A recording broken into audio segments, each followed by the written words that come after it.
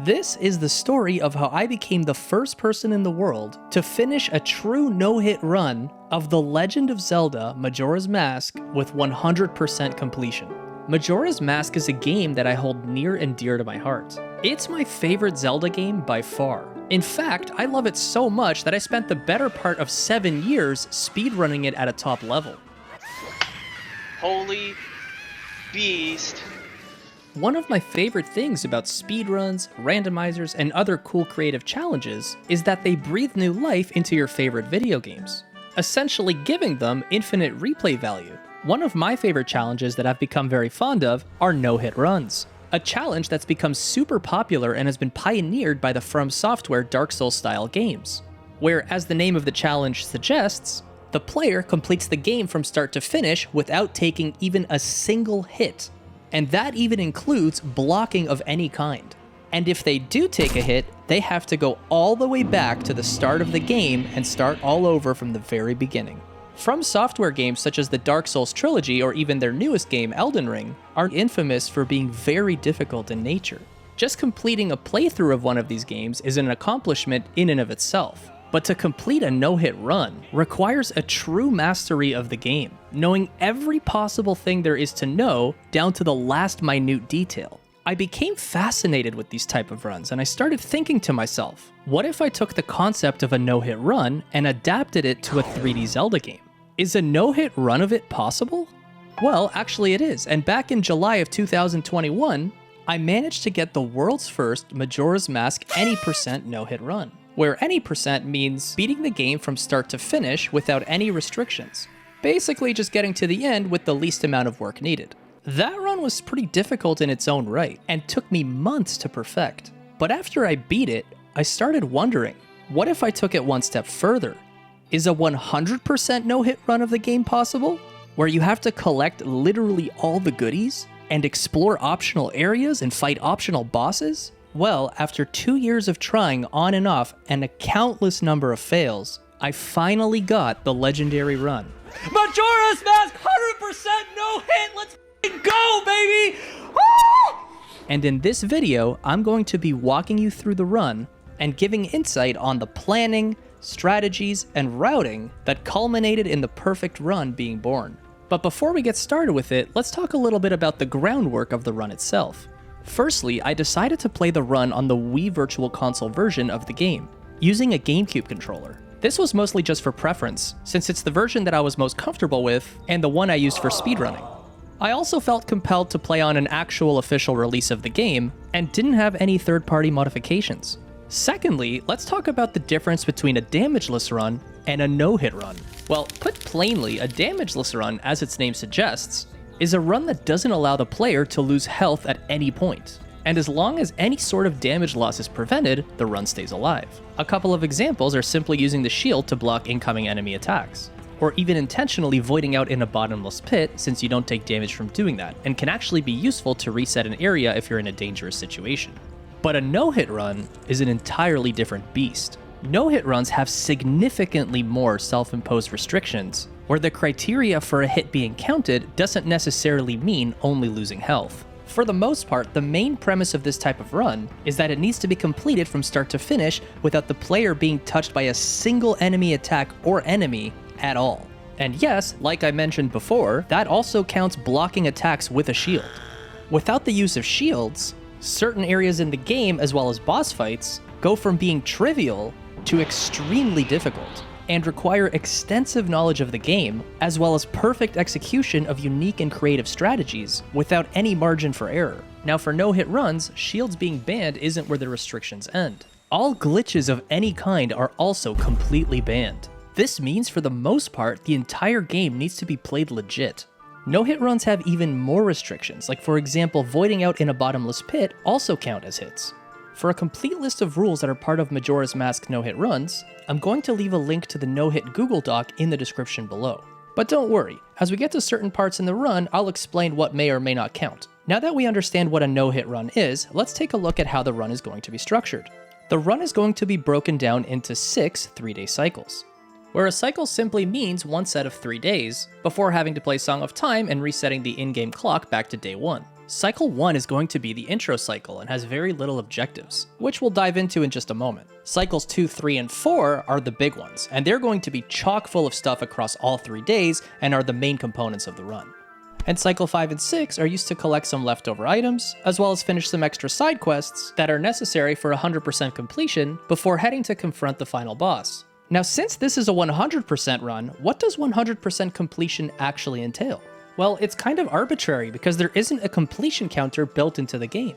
To keep things consistent, I decided to use the definition of 100% that's used for Majora's Mask speedruns, which reads, collect every possible item in the game that doesn't leave your inventory when you play the Song of Time to return to Dawn of the First Day, as well as complete the Bomber's Notebook and collect all 20 ribbons.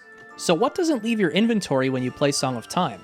Well, pretty much everything, short of rupees, item and weapon ammo, as well as small keys, boss keys, stray fairies, gold Skulltula tokens, and NPC trade quest items. But the majority of those need to be collected anyway, since they do lead to items that stay in your inventory when you play Song of Time. Everything else is on the list. This means collecting every single item. It also means collecting all 24 masks, all 6 empty bottles, a full 20 heart containers, every single song, all max upgrades for items such as the sword, shield, wallet, bomb bag, and quiver, all 4 great fairy rewards, all the dungeon maps and compasses from the 4 temples, all 6 tingle maps, hit every single owl statue, all 20 Bomber's Notebook ribbons, and last but certainly not least, all 4 boss remains. I wasn't kidding when I said it was pretty much everything.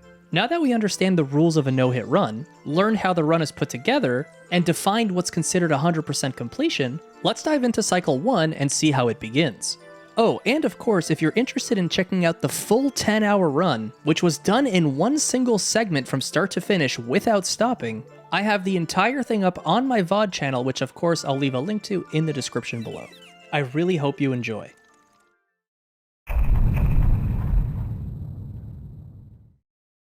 The first cycle of the run is pretty non-eventful, because shortly after getting control of Link, the Skull Kid transforms him into a Deku Scrub, and Deku Link is extremely limited in what he's able to accomplish, since he's strictly confined to the area of Clocktown, due to the 4 guards posted at each exit that prevent him from wandering off into Termina. Because of this, Cycle 1 is relatively safe. In fact, the only things in this cycle that could potentially end the run would be voiding out in one of the bottomless pits before entering the Clock Tower, or getting attacked by the dog that runs around in South Clocktown. Once I entered Clocktown for the first time, the main objective is going to be to transform back into Human Link as quickly as possible. And in order to do that, I had to advance time all the way to the end of Night of the Final Day, so that I can reclaim the ocarina from the Skull Kid at the top of the Clock Tower. Now, as my first order of business, I headed over to the Stockpot Inn in East Clocktown to speak to Grandma, who has the ability to advance time by an entire day if you select the second story option. And just like that, it was dawn of the final day. Now, Grandma doesn't have the ability to pass time in half-day increments, but fortunately, the Scarecrow in West Clocktown that's at the trading post does. Now, at this point, I still had 6 in-game hours before the Clock Tower door opened. So instead of waiting around, I made good use of the in-game time to complete a couple of small objectives. The first thing I did was return the town Stray Fairy to the Great Fairy Fountain so that I could claim the magic upgrade.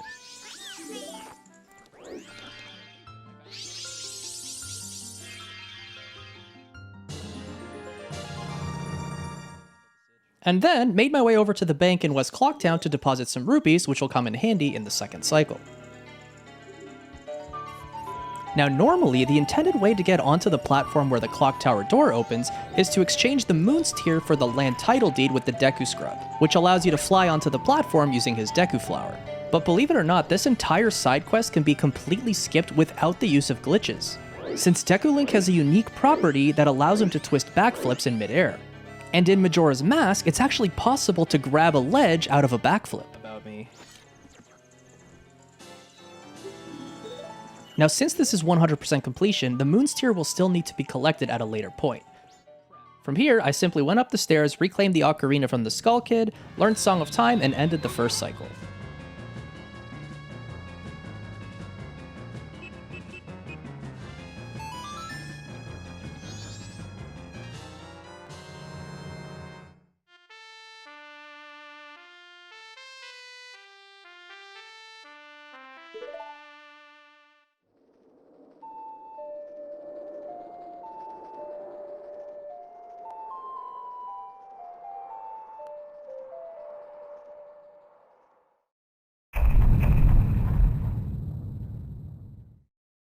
Now before Cycle 2 officially begins, the Happy Mask salesman turns Link back into a human, gives him the Deku Mask, and also teaches him the Song of Healing.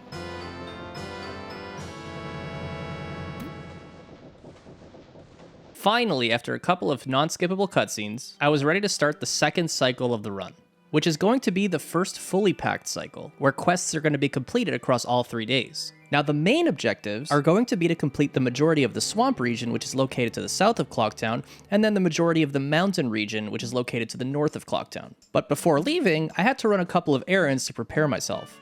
Now the very first thing I did as soon as I got control of Link was play the inverted Song of Time. This slows the in-game time down to 1/3 its normal speed. Stream too long?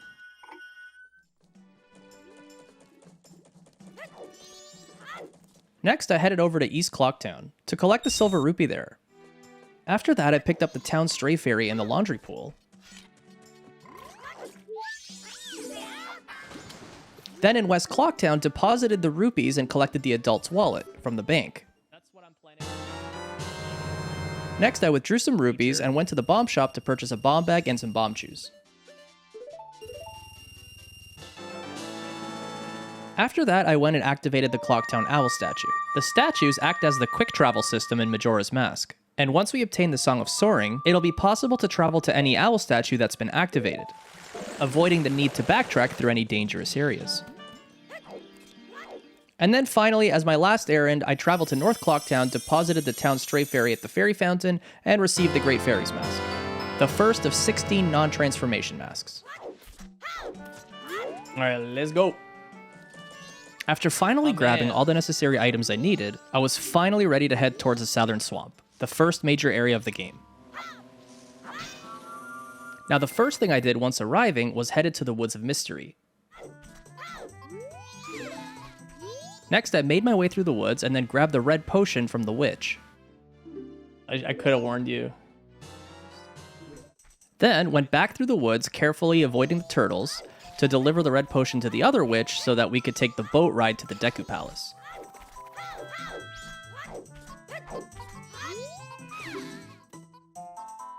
My favorite part of the run is, even though it's the hardest, I think the end of the run is the most fun.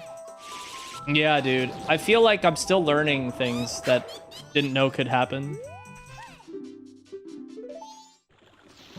But real quick, before taking the boat ride, I took a small detour after grabbing the camera back to the road to Swamp so that I could snag a picture of Tingle, as well as collect the first 2 out of 6 world maps, which are necessary for 100%. Collected the Tingle picture heart piece from Tingle's dad, and then finally made my way to the Deku Palace using the boat ride.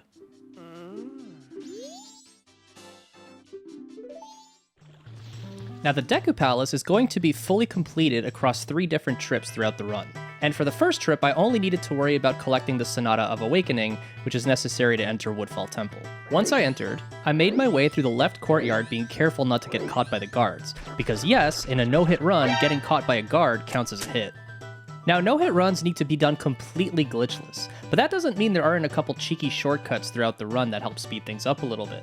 After passing the second doorway in the left courtyard, you can backflip onto the door frame, and then from there jump up onto the top of the fence, which let me reach the final Deku Flower platform before the Sonata room without having to traverse all the platforms across the Deku Palace.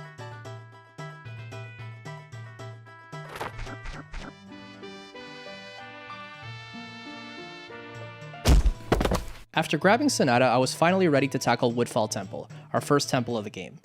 I made my way across the lily pad as Deku Link, being careful not to void in the poison water because yeah, voiding as a Deku counts as a hit. Then from this lily pad, I turned into Adult Link and quickly made this jump before sinking so that I could get to the Song of Soaring a little bit quicker.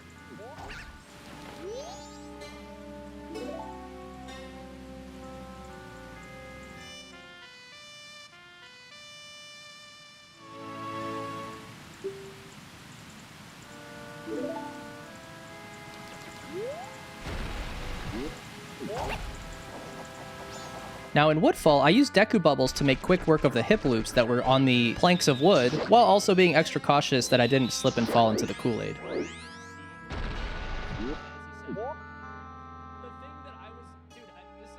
Once I made it to the main platform,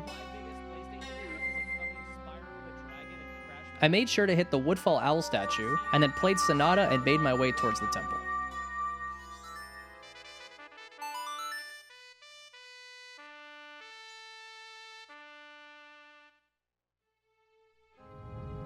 Now, since this is a 100% run, it's not going to be enough to just clear the boss. I have to visit every single room and collect all of the contents. This includes the main weapon you get, the map and compass, as well as all 15 stray fairies that are scattered across the dungeon. This is why it was so important to collect the Great Fairies Mask before leaving Clocktown, since it has the ability to attract stray fairies toward us, and helps a ton with keeping us out of harm's way. As soon as I entered Woodfall, the first thing I did was make my way to the treasure chest to the right, equipped Great Fairies Mask, and collected the first 2 stray fairies. It looks like a double box. Yeah, they're really hard game. Yeah, Ricardo. Next, after entering the center room for the first time, I jumped off the platform to the right as Deku and collected the pot stray fairy.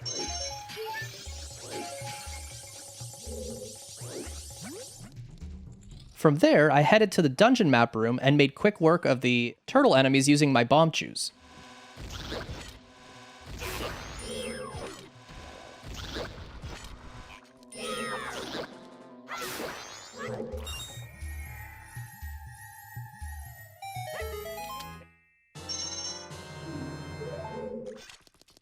Next, I took a quick stop to grab the small key and also the stray fairy that was in the beehive right next to it.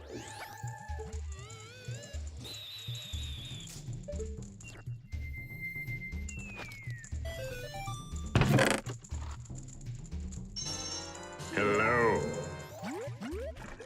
Before opening the small key door, I used Deku Bubbles to defeat the Baba that spawns a stray fairy once it disappears. Now in the next room with the center block, there are 3 stray fairies. Now before grabbing the Skulltilla fairy, I made sure to throw a bomb because the moth enemies are attracted to sources of fire. So if I didn't get rid of them, I was at risk of getting hit while holding a bomb or a lit Deku stick. From here, I made my way up the stairs, making sure I lit the torches, and then proceeded to the most difficult room in the temple, the quote-unquote dark room. The dark room spawns a stray fairy if you manage to clear all the enemies in the room, and the enemies found here are black bows. Using Deku Nuts, I was able to make quick work of them as they got closer.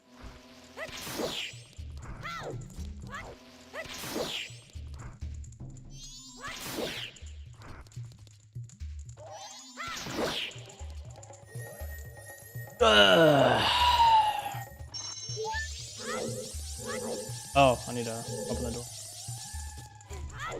Because it's hurt. After grabbing the stray fairy and unlocking the door, I made my way to the next room. Now in this room, there's dragonflies that guard the floating platforms. And since I don't have the bow yet, defeating them from a distance can be a little bit challenging. So what I chose to do was to go forward into the room and lure the dragonflies close by so that I can defeat them with Deku Bubbles. GTA 6? It's gonna be hundreds of gigabytes, I have a feeling. I only managed to lure one, so I actually had to defeat the second dragonfly on the platform, being careful that it didn't aggro. Yeah. It's a pretty annoying room, and before the luring strat, it's cost me a few runs. I don't like this one bit. Yup. Dragonfly, dude. It's the worst, man. After heading back downstairs, we were finally ready to tackle our first mini-boss of the game. And to be honest, he hardly counts as a boss.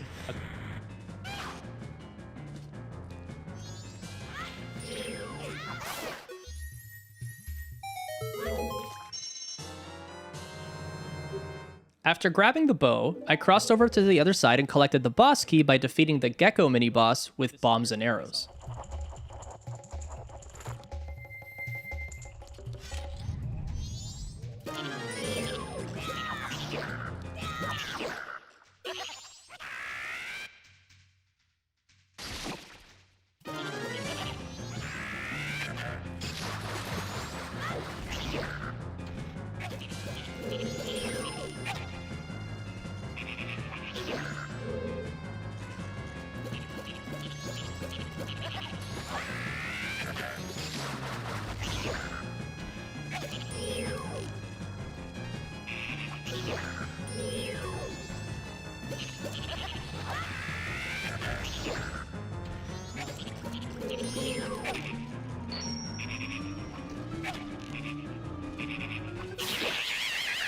Alright, nice.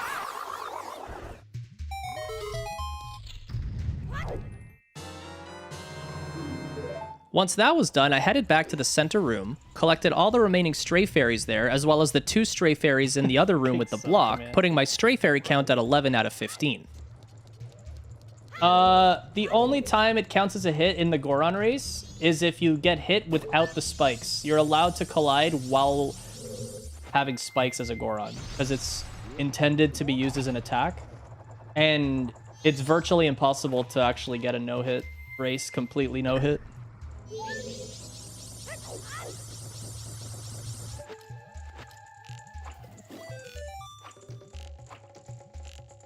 Hello. Next, I snagged the compass by defeating the 2 dragonflies using the bow. Gonna be completed soon. Hopefully. Been trying now for like 2 months to do it.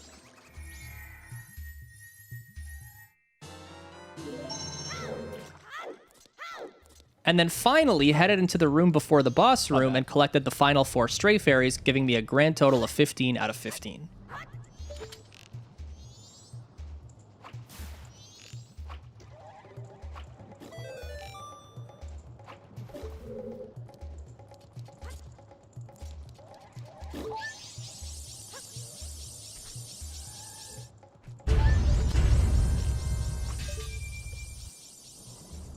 All that was left was the final temple boss, Odoloa. Now, Odoloa can be tricky, and he's definitely cost me a few runs before.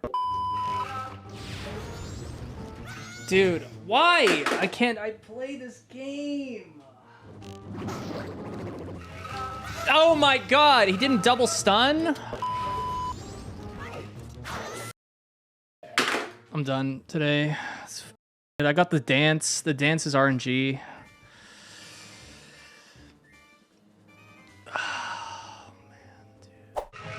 My strategy was a little bit tricky, but super consistent. I figured out a visual cue to stand in the arena, where after Odoloa does a few passes with his sword, lunges forward. At this moment, if I jump slash, it hits him, and then I'm able to follow it up with a Deku Nut stun. From there, he only has 18 HP remaining, and I'm able to finish the fight with 18 well-timed crouch stabs.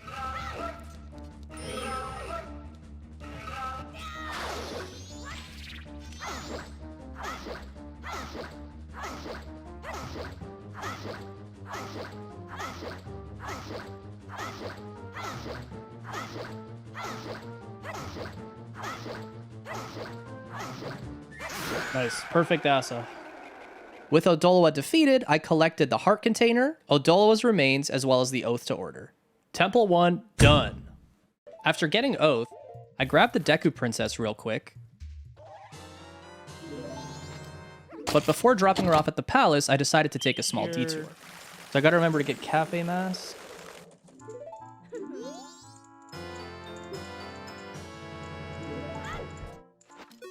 After that, I used the mask to set Midnight Meeting with Anju, which you'll see me do throughout the run several times to complete a bunch of side quests. From there, I exited North Clocktown and made my way towards the mountain region. The reason I chose to do this right away is because the road to the mountain village has Tektites during the daytime, but white bows during the nighttime. Since the white bows respawn and chase you, it's much safer to travel that path during the daytime. So I wanted to make sure that we reach the village before the end of day 1. Once I hit Mountain Village Owl Statue, I soared back to Woodfall.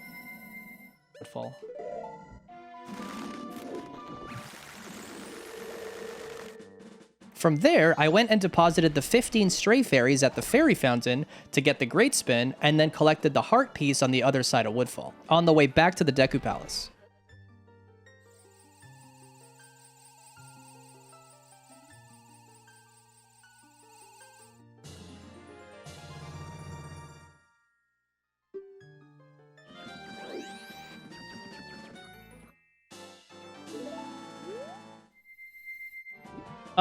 I don't know if we'll do the whole run, but we'll definitely, as long as this run is good, we'll go till the end of Cycle 3.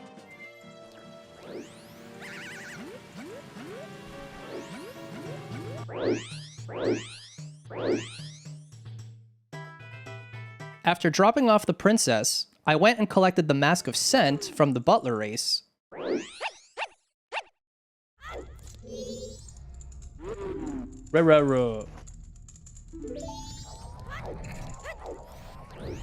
Yeah, final boss is really fucking hard in this run.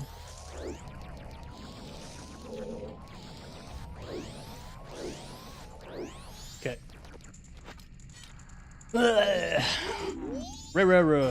Sniffer. And then proceeded to make my way back to Mountain Village. After returning, I made my way towards Goron Village, being careful of any enemies along the way. Spoke to the baby Goron in the shrine, and then went and grabbed the Lens of Truth as well as 50 rupees from the Lens Cave.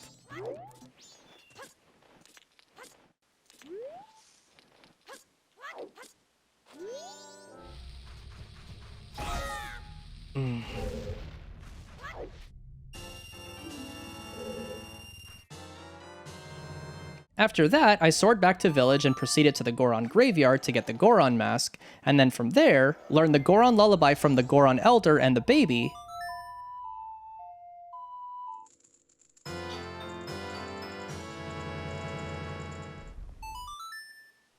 I hope that's close enough. Oh, dude, that was kind of far away.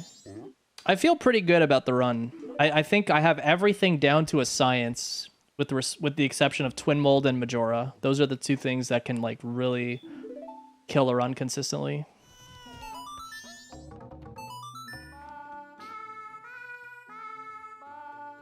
And then brought the Rock Sirloin to the Hungry Goron on the cliff in Mountain Village for Don Gero's Mask.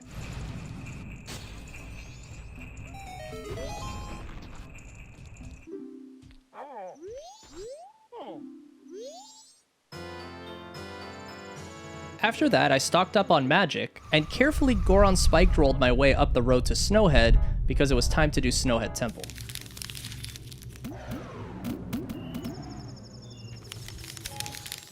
That's a really good one.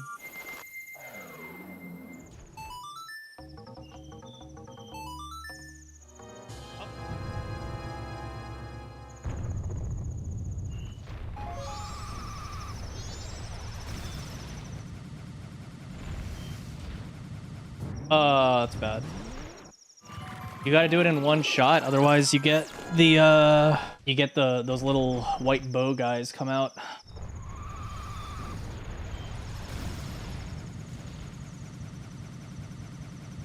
Thanks, Bammy.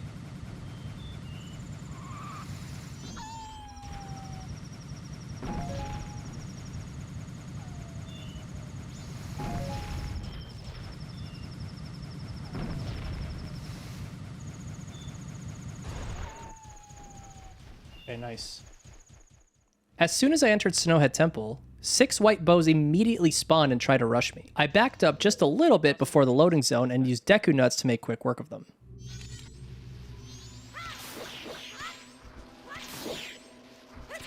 Ooh, he went for the kill there, that guy. You see that? After pushing the block, I made my way to the room on the right and collected Stray Fairy 1 and 2 while making sure to avoid the freezers. Big chillin', man. You're good.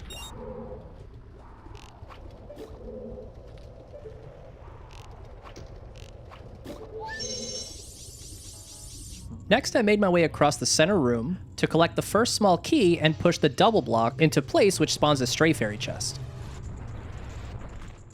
I think when it comes to no-hit randomizer, if it doesn't have enemy randomizer, I'm not really interested. I think that has to be the main ingredient in a no-hit rando. They would have to be standardized, so it would apply to both OOT and MM for the most part, pretty much.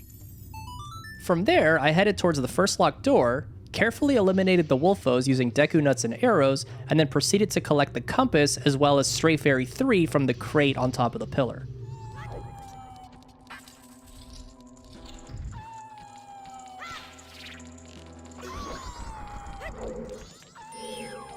Okay, that was a little bit scary.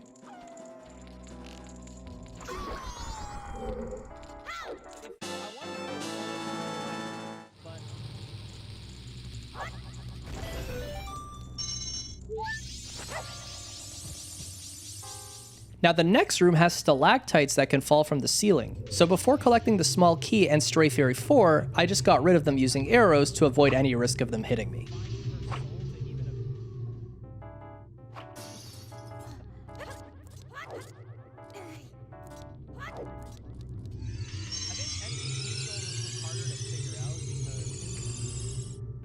So it's weird.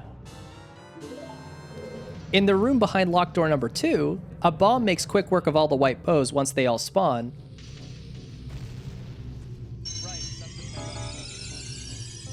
And then from there, I made my way to the first Wizrobe mini-boss. Now, Wizrobe has 2 phases.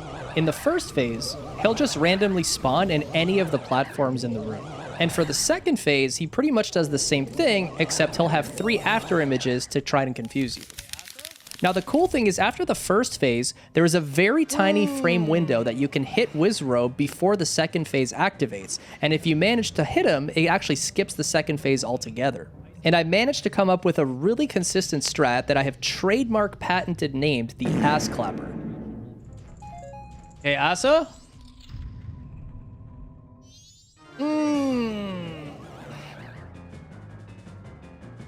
No, the icicles don't claim a run. In OT, Ice Cavern, the icicles respawn. In MM, if you break the icicles, they stay broken. So they're actually really easy to dodge in this game.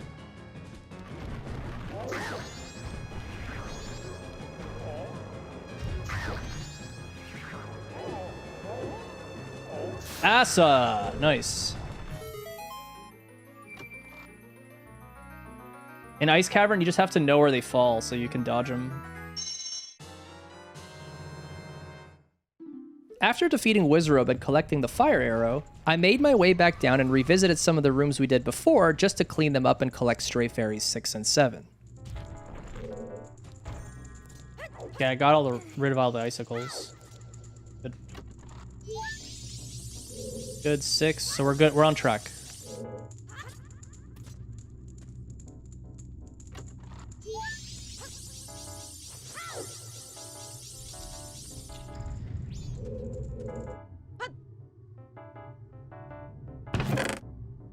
Next, I proceeded to collect Stray Fairy number 8, as well as raise the center platform by pressing on the Goron switch.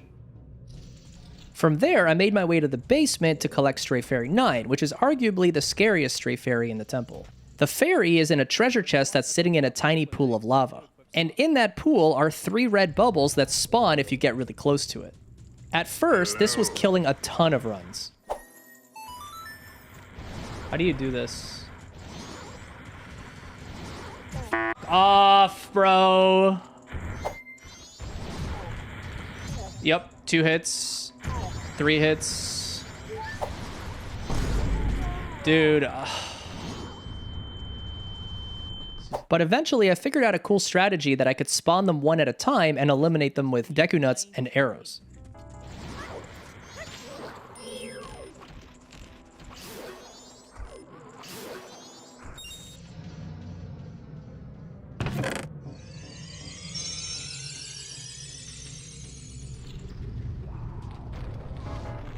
I headed back to the room where Stray Fairies 1 and 2 were to collect the 3rd small key, but then went up the stairs to collect the dungeon map as well as Stray Fairies 10 and 11.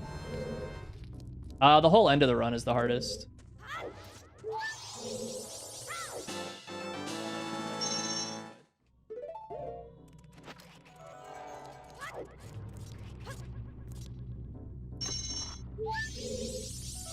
From there, I climbed my way up the temple to the final locked door. Once I entered, I quickly eliminated the Enos that were in there and collected Stray Fairy 12.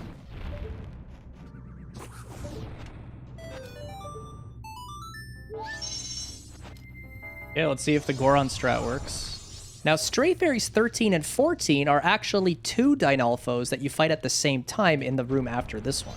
But even as a 2-on-1, it's still pretty free. You can literally just Goron pound up and down repeatedly until they're both gone. Got him, nice.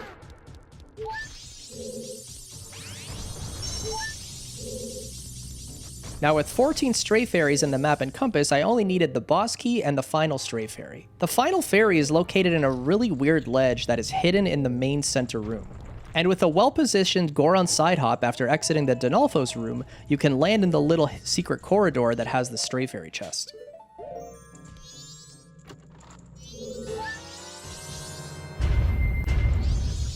After collecting the final Stray Fairy, I climbed to the top of the temple and defeated the second Wizrobe using the same trademark patented ass clapper, collected the boss key, and then headed to the final temple boss, Goat.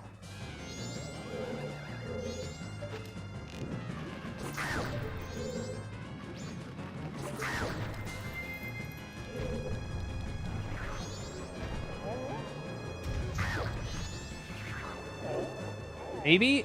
Oh, yeah! Nice. Triple Asa this run, blessed. Good.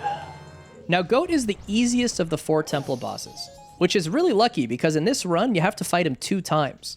Normally, the intended strat to defeat him is to roll around the arena as a Goron, catching up to him, and then hitting him with your spike roll to inflict damage, and eventually, he goes down. But funny enough, he just dies to 15 regular arrows. This looks like a job for Old Reliable. And if you stand in the corner right by the door where you first enter the boss room, he literally can't even hit you with any of his attacks. Hit 5. Not looking good for him, dude.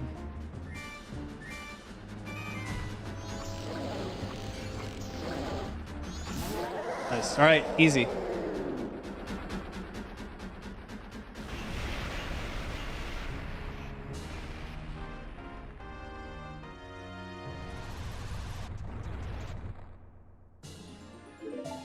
All right, we got a chance at Goron race, potentially. Hello. Now, it was really important that I finished Snowhead Temple in a timely manner, because I wanted to make sure that I had time to deposit the Kokiri sword before dawn of the second day. Okay, wait, I have to... So deposit sword... After dropping the sword off, I made my way back to Clockdown for a quick detour, where I met Andrew in the inn to receive the letter from Cafe. Then I have to do so it's Toilet Hand, but then I have to talk to Toilet Hand again. Just trying to remember, because I need the ribbon.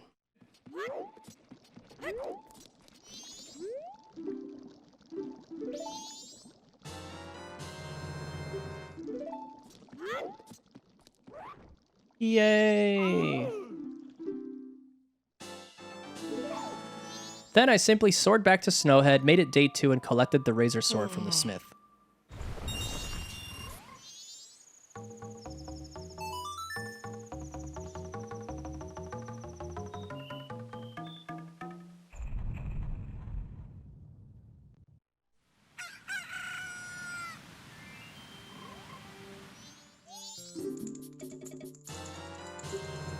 After that, I took a quick detour back to Snowhead and deposited the 15 Stray Fairies at the Fairy Fountain, which gave me the double magic upgrade at the perfect timing, since it's going to come in super handy for the Goron race that we're doing in a moment.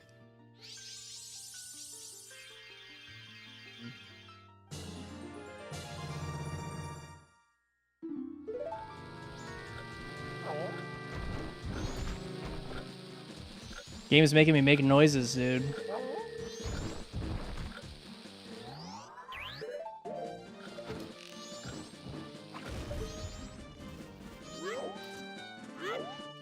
Now, the way Goron Race works is they have extreme rubber band AI, but you're allowed to collide with them in a no-hit run as long as you maintain spikes. If a Goron hits you without spikes, it ends the run and counts as a hit, making it easily one of the scariest parts. You're a bitch! Don't! Oh! God, I hate Goron Race so much, dude. Ugh. All right, Rage. Cannot get hit without with spikes. Without spikes, sorry. As long as we maintain spikes, it's fine.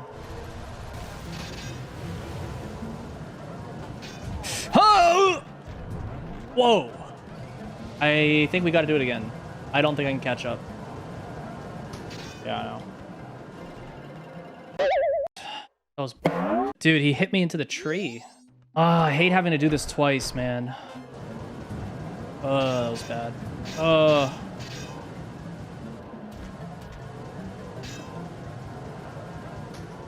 Beauty.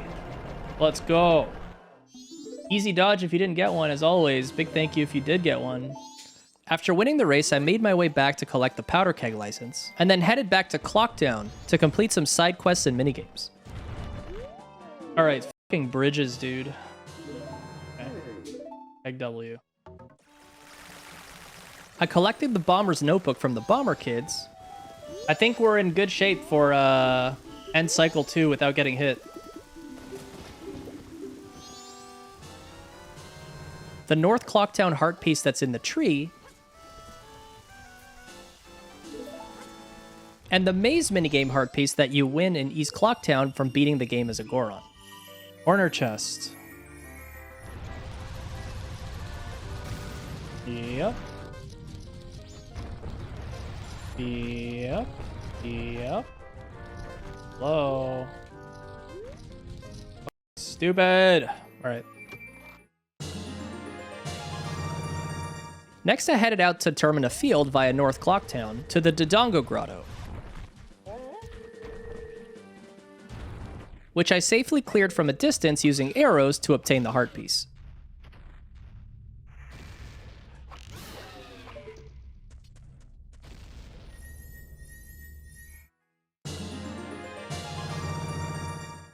Afterwards, I soared back to the southern swamp and made sure to do the boat archery minigame to get the heart piece from clearing it.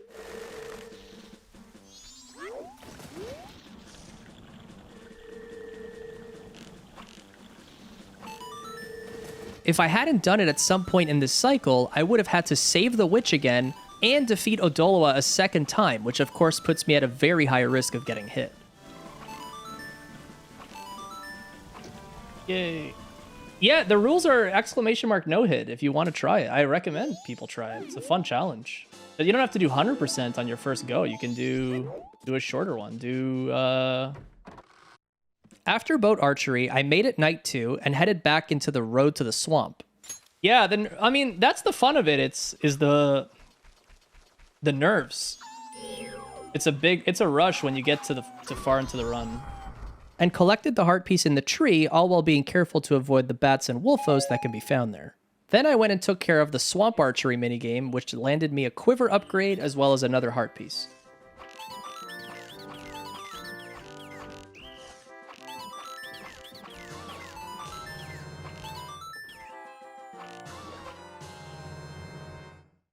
Good catch.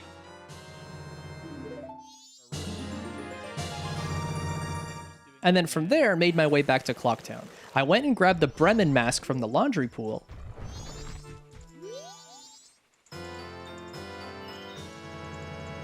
And by then, it was almost midnight, which gave me the perfect time to go out into Termina Field and grab Camaro's mask.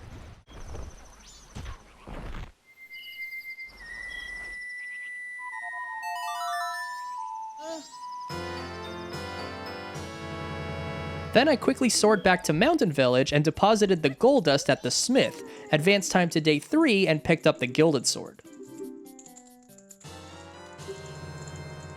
From there, I went back to Clocktown, made it night 3, and completed the town archery minigame for the last quiver upgrade and another heart piece. Yeah, we could do that.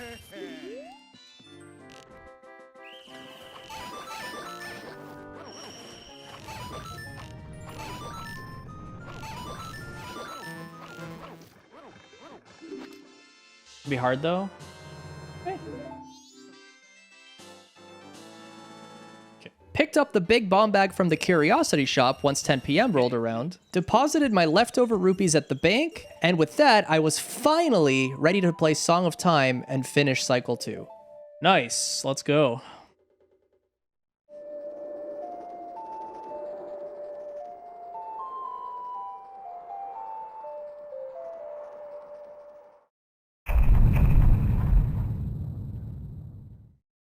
As we get further and further into the run, the cycles are going to get more and more difficult. In Cycle 3, our main objectives are going to be to clear the majority of the Romani Ranch area, the majority of the Western Ocean area, as well as fully clear the Ikana Graveyard. But before heading out, similarly to Cycle 2, I had to run a couple of errands in Clocktown to prepare myself. I started off by making my way to West Clocktown, where I withdrew the rupees we deposited in the previous cycle in order to buy some bombs and a powder keg.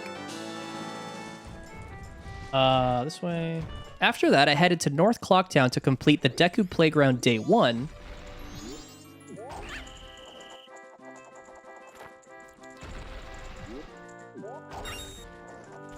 Whoa there, brother. What the hell?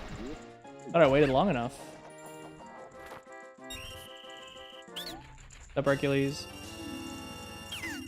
And then went over to East Clocktown to complete the Honey and Darling Shop minigame Day 1 as well.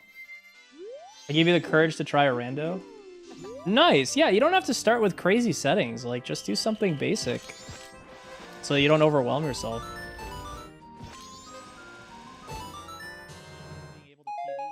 Once that was done, I headed over to the Stockpot Inn and talked to Andrew to set midnight meeting yet again. This time so we can collect the express mail to get the postman hat later in the cycle. After speaking with Andrew, I headed back over to West Clocktown so that I could learn the Scarecrow song from the Scarecrow in the trading post, and to pick up a red potion, which will be given to the Invisible Man who's on the road to Ikana in just a little bit.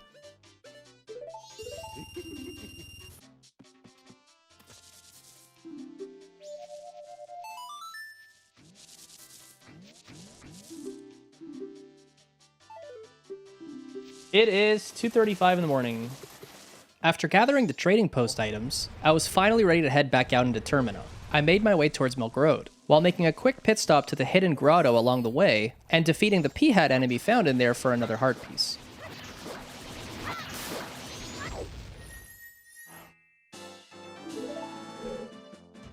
Once I got to Milk Road, I activated the owl statue, grabbed 2 more world maps from Tingle, giving us a grand total of 4 out of 6, and then blew up the boulder blocking the entrance to Romani Ranch with the powder keg that we purchased.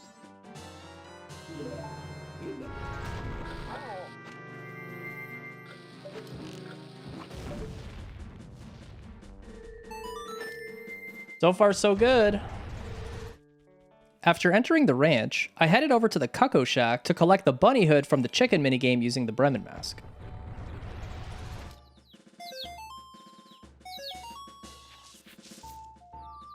These are some beautiful lemons.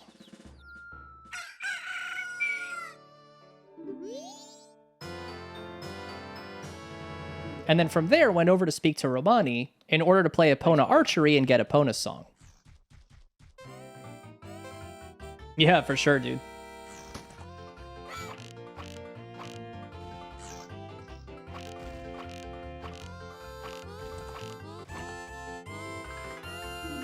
What's up, Al?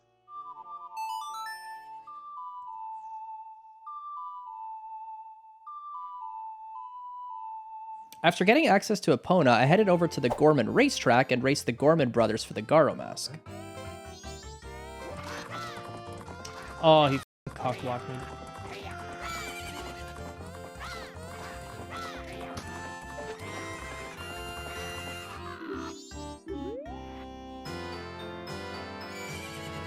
Once I collected the mask, I exited the Gorman racetrack and did 2 important things. The first one was make sure that time was passing at the normal speed, and the second one was playing the Song of Double Time and advancing to Night 1, which is really important for a couple of reasons. The first reason is that there's a couple of in-game time events that are coming up. The midnight meeting with Anju and the aliens happening at 2:30 at the ranch. I routed going to Ikana Graveyard, which helped kill some in-game time while waiting for midnight to arrive. Which brings us to our second reason. During the daytime, the road to Ikana is littered with real bombchus that chase you when you get in close proximity to them.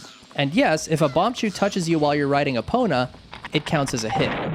But during nighttime, all of the real bombchus disappear and are replaced with blue bubbles. These are much easier enemies to deal with arrows while riding Epona.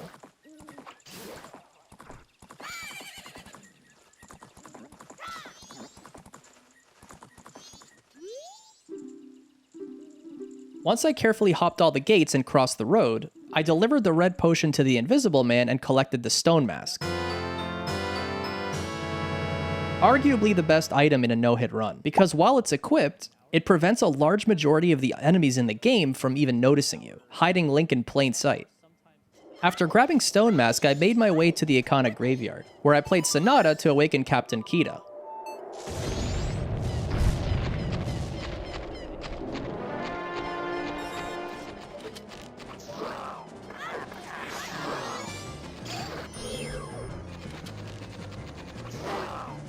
One,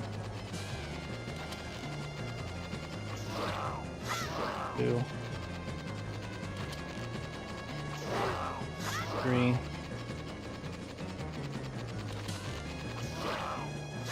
four,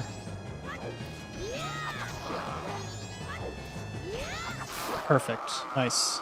Good bone zone.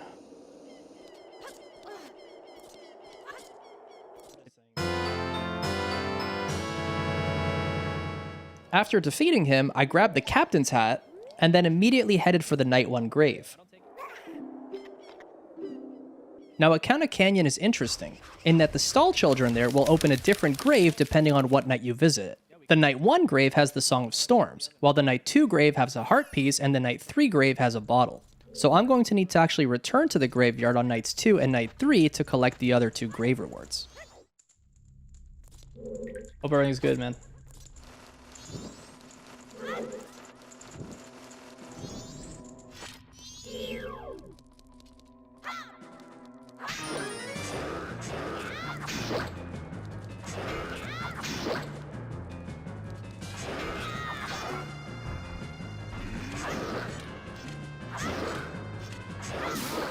Nice, dude.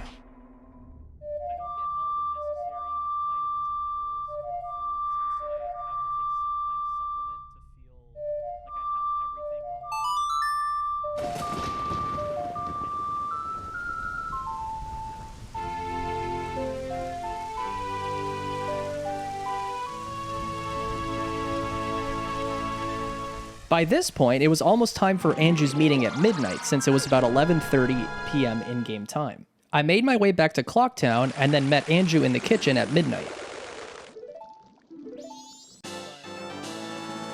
Collected the letter to Cafe again, except this time I deposited it in the mailbox.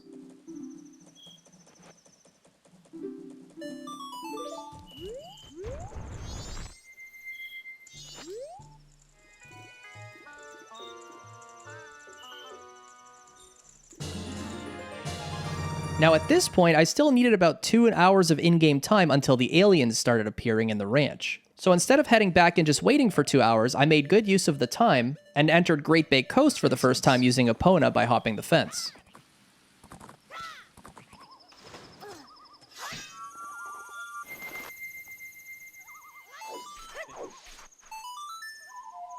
Let me see.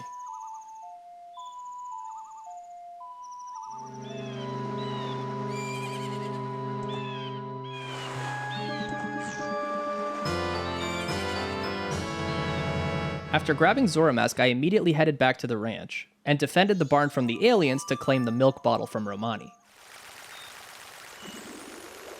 Alright, I'm a little bit late for aliens, but it's fine.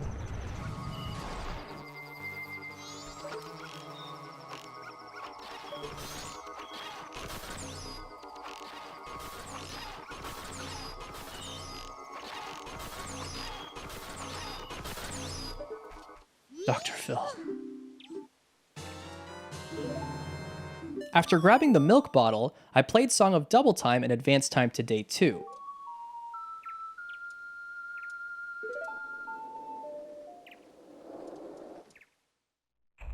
And then from here, soared back to Snowhead because it was time to fight Goat for the second time. Now this time around, I didn't have to beat Snowhead Temple to reach the boss, since once you've cleared it for the first time, the platform at the beginning of the temple activates and warps you there immediately.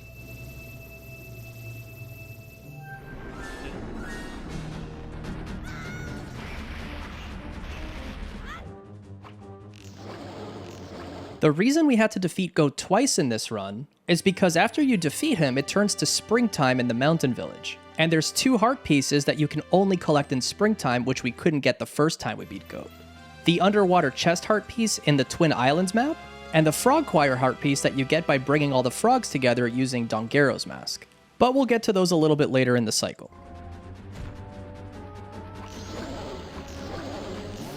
Nice.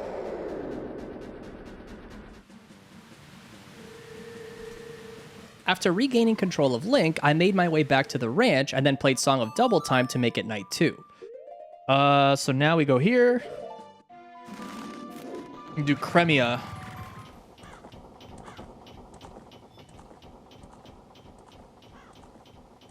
Well, you can put 1-hit KO, and then you can enable death equals Moon Crash. So basically, it's any hit equals Moon Crash, or damage equals Moon Crash.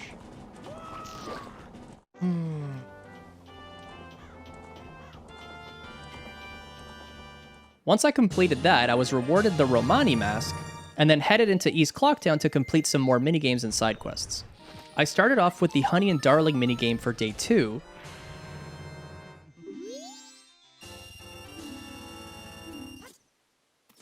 then headed to North Clocktown and did the Deku Playground for day 2.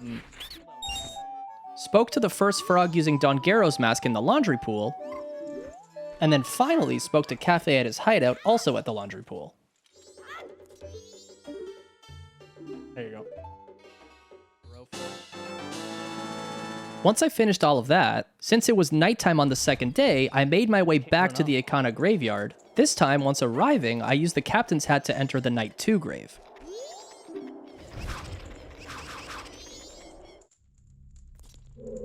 Using a really cool Goron roll strat, I safely crossed over to the other side of the room, and then made my way into the hidden door to fight the Iron Knuckle for another heart piece. Yeah, this room is kind of yikes.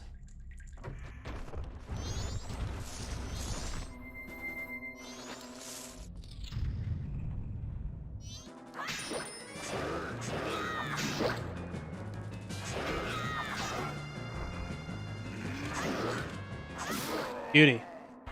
Okay, good.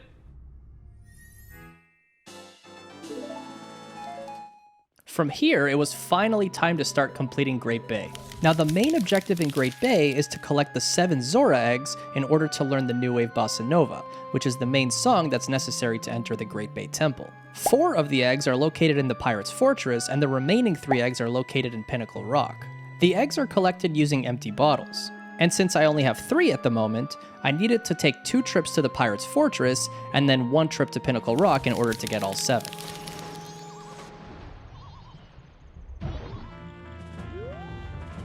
While waiting for the boat to safely take me across to the other side so I could hit the switch to open the gate to the sewers, I used the Pictobox graph to take a picture of the pirate, which I'll later exchange with the fisherman for a seahorse.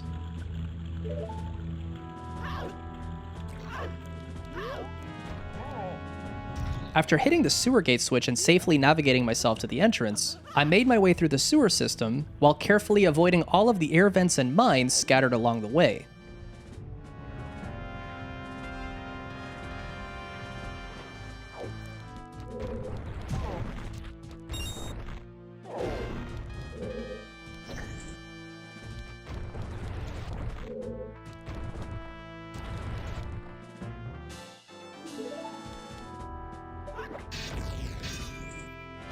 I think it was something like that, cycle 2, yeah. Once I entered the main fortress area, the stone mask came in really handy because while you have it equipped, you can't get caught by any of the pirates.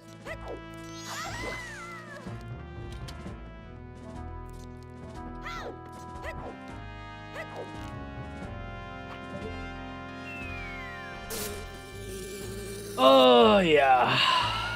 Once that was done, we finally nabbed the trusty hookshot, and we could finally start collecting the Zora eggs. Dude, part of me kind of wants to try and do the whole run tonight. I don't know. We'll see how I'm feeling.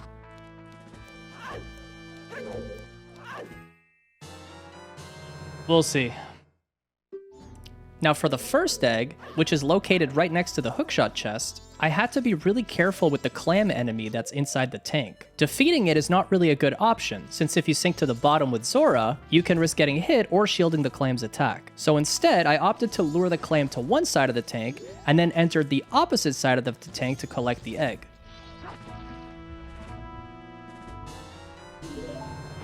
Now, the remaining 3 eggs in the pirate's fortress are a little bit trickier, because each of them is guarded by a pirate which you need to defeat to gain access to the tank. And each of the pirate fights are super scary, they have a really good chance of ending the run. Fortunately, there are some really cool strategies you can do to skip 2 out of the 3 pirate fights.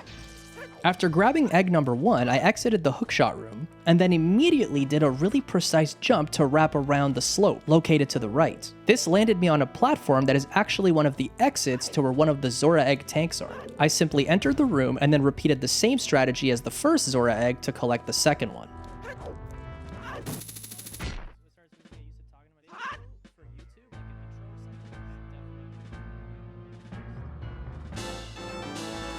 From here, I made my way towards Zora egg number 3. This is the only one that we had to defeat the pirate in order to gain access to it. Now the fight is scary because originally, there wasn't any good strategy to start the fight, since there's a random chance that she could just run up and slash, hitting you without giving you a chance to run away. Although thankfully, it was eventually figured out that a well-timed powder keg can one-shot the pirate, ending the fight immediately and making it 100% safe every single time.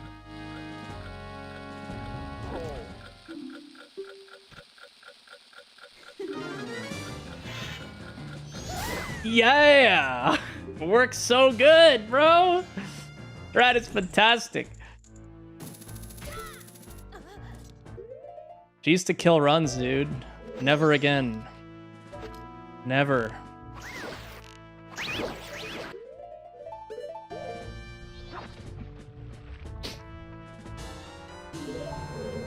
After grabbing egg number 3, I soared back to the Great Bay Coast and deposited the 3 eggs at the lab. It's just a really funny strategy because the keg doesn't get enough love. Like, people don't understand how sick the keg is. It's a slow strat, but it's really, really effective. From there, I headed over to Zora Cape and then used the stone mask to prevent the levers from spawning. I hookshotted my way up the cliffside to reach the beaver race, which I completed to obtain another bottle, as well as a heart piece.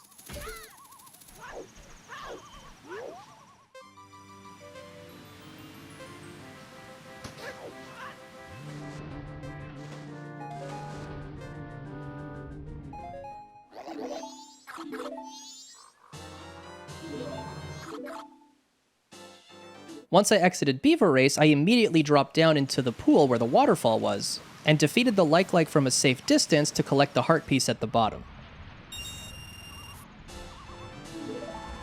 Once I finished that, I carefully Goron rolled my way back to Great Bay Coast, and traded the fisherman at the hut the picture of the pirate for the seahorse. Worst death? Dying on phase 2 Majora, because I pressed A too quickly and did a jump slash mid-side hop. Then, I made my way over to Pinnacle Rock. Now normally, the seahorse actually guides you through the murky water so you don't get lost. And in a no-hit run, getting lost is not an option, since voiding in open water counts as a hit. But since I knew the path by heart, I just carefully made my way through.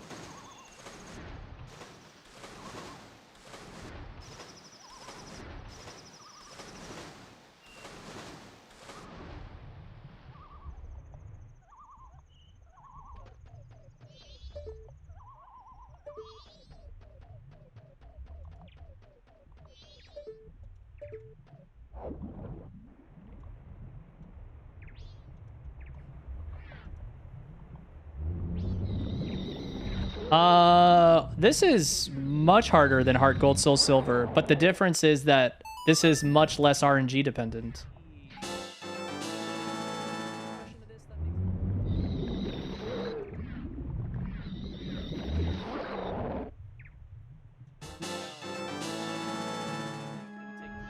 I could probably do an any % run on Faster Quest in like 3 hours, honestly. After defeating all the eels, I dropped the seahorse off and grabbed the seahorse heart piece, and then carefully navigated my way back to the Pinnacle Rock entrance, making sure not to void. The eel? Once you do it enough, it's not too bad. From here, I headed back to the Pirate's Fortress to collect the final Zora egg. And in order to skip doing another pirate fight, I did a really cool strat where I side hopped onto the cliffside and then rolled into the entranceway.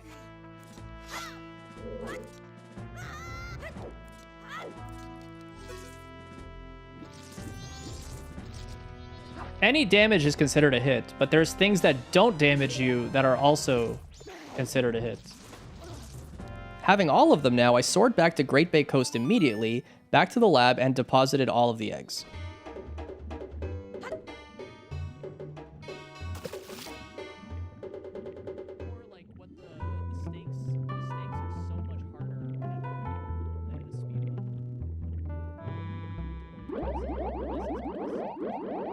Now that I had the song, before heading to the Great Bay Temple, I had to do a few things first.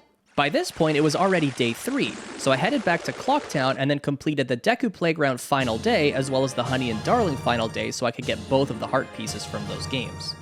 Next, I headed over to the observatory, and then I spawned the Moon's Tear, as well as the business scrub that spawns into the grotto.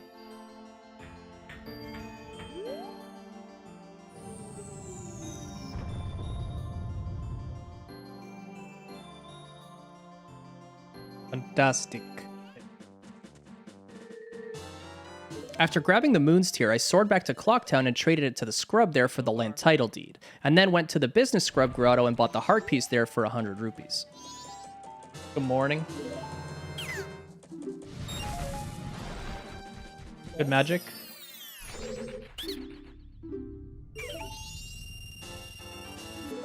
I then soared back to Southern Swamp and traded the business scrub there the land title deed for the swamp title deed.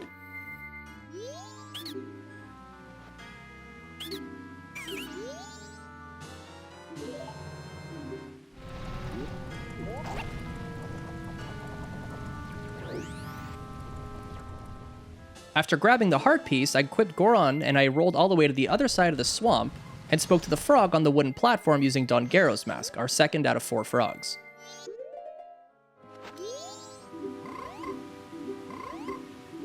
From there, I soared to Woodfall. The reason for that is I had to refight the Gecko mini-boss in order to speak to that frog with Dongero's Mask.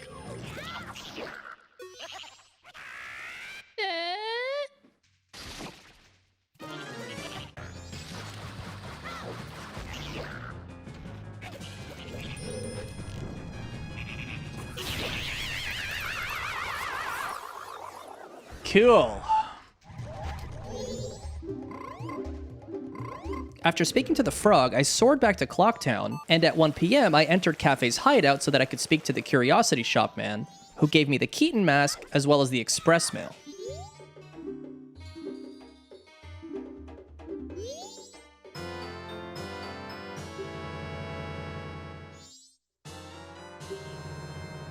And then from there, I made my way out into Termina via West Clocktown and collected the heart piece in the Biobaba Grotto that's right by the gate to Great Bay Coast. Let's see if I get hookshot slide here.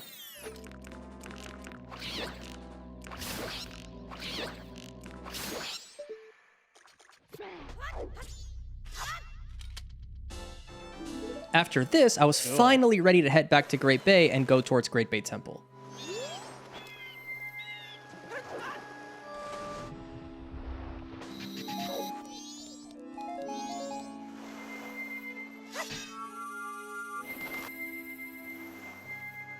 Okay, we just gotta do this real quick.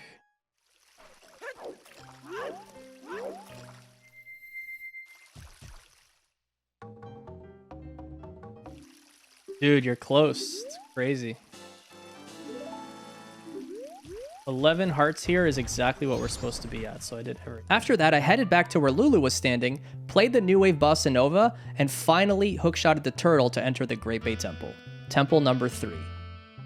Now, as far as difficulty goes, the temple itself isn't too challenging, but it does have what is arguably the hardest boss in a no-hit run, which we'll get to really soon.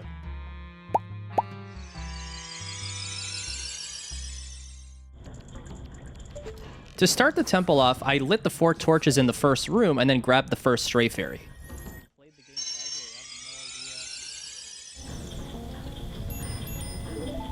Next, in the following room with the water wheel, I grabbed Stray Fairy number 2, which was underwater under the first platform, and then defeated the Skulltula on the upper platform to spawn Stray Fairy number 3 and use Great Fairy's Mask to collect it.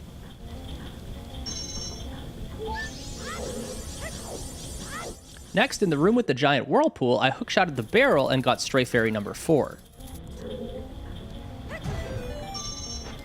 From there, I jumped into the whirlpool and headed into the upper tunnel, and carefully headed to the room with the 4 Biobabas to defeat them and claim Stray Fairy number 5.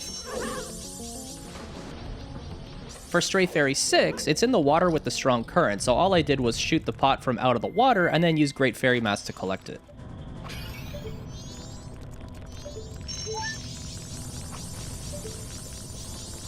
Next, I cleared all the enemies in the room just to make it safe, grabbed the compass from the compass chest, and then the small key that's underwater.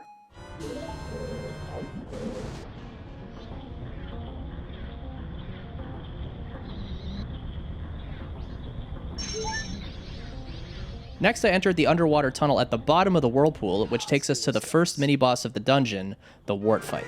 This is the boss that, in my opinion, is probably the hardest boss to beat without getting hit in the entire run. Before we dive into what makes it so difficult, let's break down how the boss works. The Wart has a giant eyeball that's in the center of it, which is its weak point. But in order to protect itself, it closes its eyes, and it also has all of these little bubbles that surround it. Now, the eye will open and close periodically, and in order to damage it, you need to wait for the eye to be open, and then hit it with something that either bypasses the bubbles, like a bomb for example, or clear some of the bubbles out of the way and then hit the eye when there's nothing obstructing it. Now, the battle is broken down into 2 phases. During phase 1, the Wart will just kind of float around and move around the arena super slowly. And to be honest, it's pretty easy to keep your distance from him if you're just mindful not to get caught in a corner or anything. And then from time to time, one of the bubbles will dislodge from the Wart and start chasing you, which you can quickly get rid of with either a Deku Nut or arrows. But for phase 2, which triggers once you've hit the eye enough times, any remaining bubbles that haven't been destroyed will dislodge from the Wart fight and start to chase you. And to make matters worse, the Wart will start bouncing around the arena like a pinball randomly, making for an extremely chaotic situation. Once you hit the Wart 2 more times during phase 2, either with a bomb or arrows, you'll defeat it finally and claim the ice arrow. Now that you understand the fight a little better, let me explain how I went about it in a no-hit run. Now for phase 1, in order to hit the eye, I opted to throw bombs because they go right through the bubbles while they're latched to the Wart.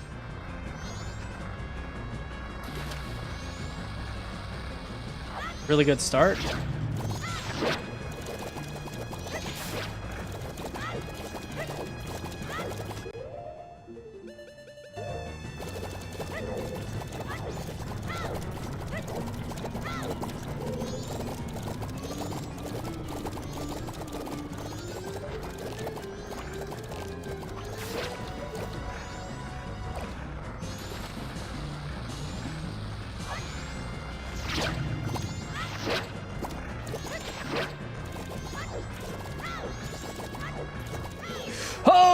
Okay, brother.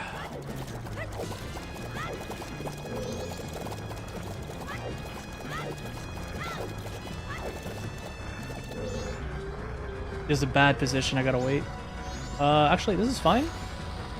After hitting Wart 3 times with a bomb, it'll trigger phase 2. Now, when phase 2 starts and all the bubbles dislodge from Wart, once that started happening, I quickly equipped the bunny hood, which allowed me to move faster and got away from the corner before the bubbles could reach me. As I walked around the arena hugging the wall, I would lay well-spaced bombs, which would destroy the bubbles that were chasing me as they made contact with them.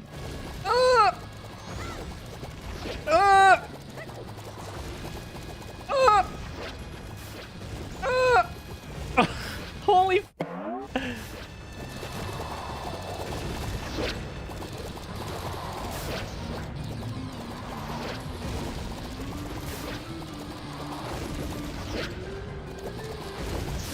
I can't believe I didn't get a hit there, man. Oh, that was nuts. Holy fuck, that was crazy, bro. Oh my god. All right, the run's alive. This was definitely the biggest hurdle when it came to figuring out the no-hit run. And at the beginning, I was losing countless of runs to this boss. And the only thing that's worse than this boss is the fact that there's another one in Ikana Canyon located in the secret shrine. After grabbing the ice arrows from the Wart chest, I headed back out the door and continued completing the temple. After turning the first turn key to unlock the flow of water, I headed back into the first tunnel from earlier that was in the main whirlpool. But this time, instead of going through it and entering the area with the Babas, I stopped in the middle to grab Stray Fairy number 8 in a pot, as well as the dungeon map.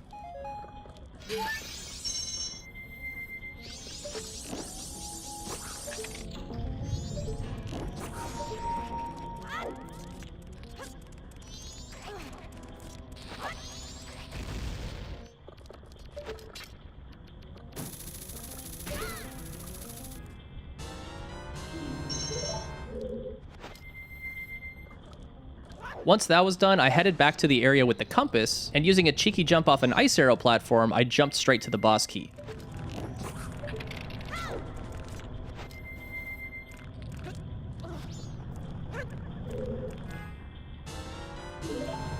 Now, the intended way to get the boss key is normally you have to fight the gecko that guards the door, but unfortunately in a 100% run we still have to go and fight Gecko. Now, this Gecko fight is much harder than the one in Woodfall Temple. The fight has two components to it. At the beginning, the Gecko will call these slime blobs that fall from the ceiling, and if you touch one at any point, you lose your run because it counts as a hit. After enough time has passed, or you've managed to hit him, you'll trigger the second component of the fight. What you want to do at this point is use ice arrows to freeze the slime and cause him to fall from the ceiling. And when he hits the ground, all of the slime balls will explode, which will allow you to repeat the cycle again.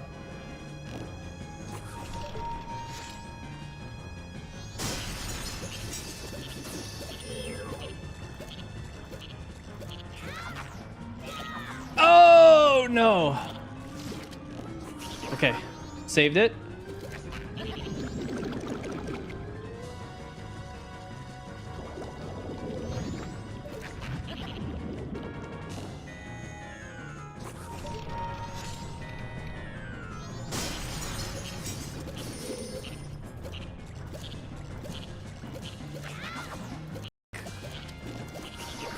He's being a bro. He's going right by the bubbles.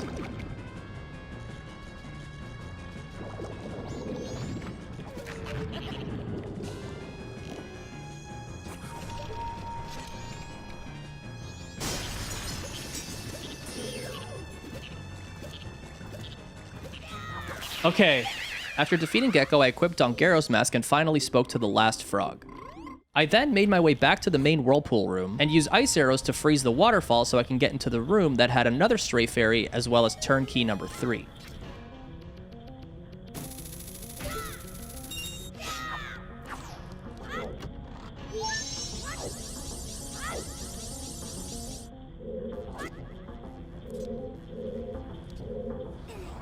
Once that was done, I made my way back to the very first room of the temple where the water wheel was, and reversed the flow of water using the turn key there in order to travel in the opposite direction in the whirlpool room. I'm getting like 9 of them made at the moment, something like that.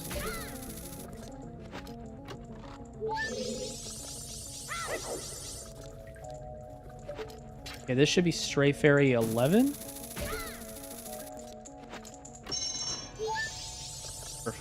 From there, I headed to the next room, which is the one with the seesaws, grabbed Stray Fairy number 12, which is hidden in the barrel under the water, push the final turn key, and then grab Stray Fairy number 13 in the chest on the other side.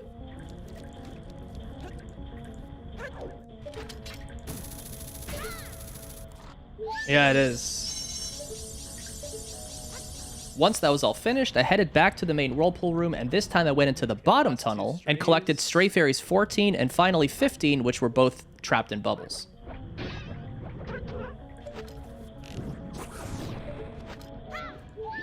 Oof. Yeah, that's all of them. Now, the final boss of Great Bay Temple is Gaior. In a casual playthrough, I would argue he's probably the hardest boss of all 4 dungeons, but in a no-hit run, the fight's actually over in around 30 seconds. Now, one of the interesting things about Gaior is that you actually cannot damage him if you are outside of water. You can only stun him. That means that after a stun, we're going to have to go for a swim in order to hit him. And that puts us at risk because Gaior, what he tries to do is he tries to crash into the center platform or jump over it in order to make you land in the water. And if you're in the water, you risk getting eaten by him. As soon as the fight started, I looked for Gaior and I waited for him to start up his charge attack.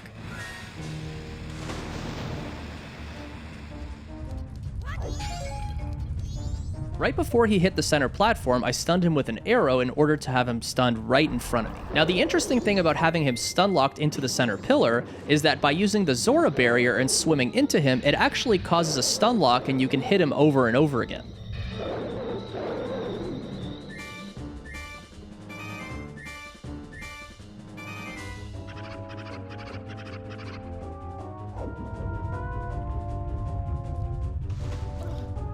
He went for it, dude. Hungry.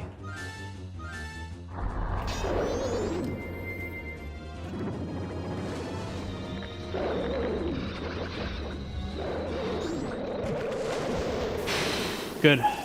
With Gyorg out of the way, I grabbed another heart container, as well as Gyorg's remains, giving us our third boss remains.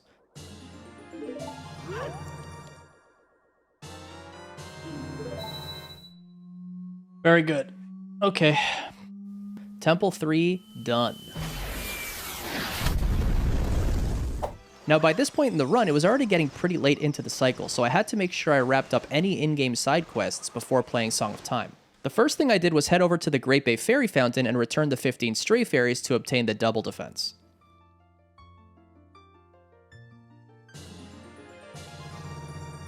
Next, I took a quick trip to Clocktown and dropped the express mail to Mama over at the postman. It'll take him 2 in-game hours to make the delivery, and then after that, he'll give you the postman hat when he finishes. But during those 2 in-game hours, I didn't want to just sit around, so I decided to do a bunch of other stuff in the meantime. Yeah, it's a tough run. It's more mentally taxing than anything else, because you're not doing anything crazy. You're just playing, like, very by the book, but it's just, like, there's a lot of pressure. I soared back to Great Bay Coast and went and did the jumping minigame from the Fisherman.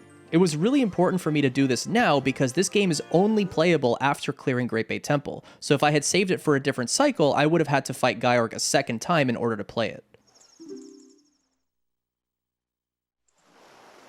Yeah, second time was stupid. After clearing the game, I went over and grabbed some fish in order to get the fish heart piece from the lab. Thanks, man. After this, it was finally time to go back to Mountain Village and finish off all of the springtime stuff. Now we get to do Frog.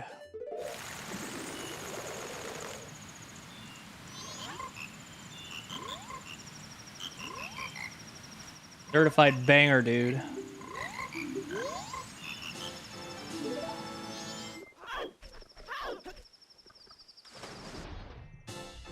Okay.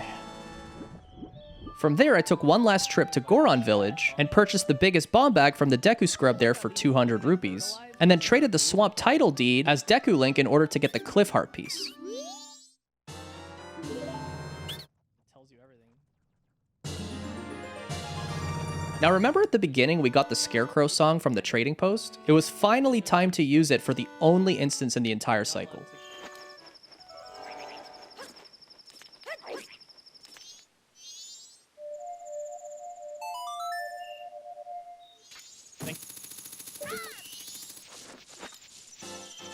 And with that, the mountain region was 100% completed. From here, I headed back to Zora Hall for one last trip, where I traded the mountain title deed to the scrub there to get the heart piece on the ledge.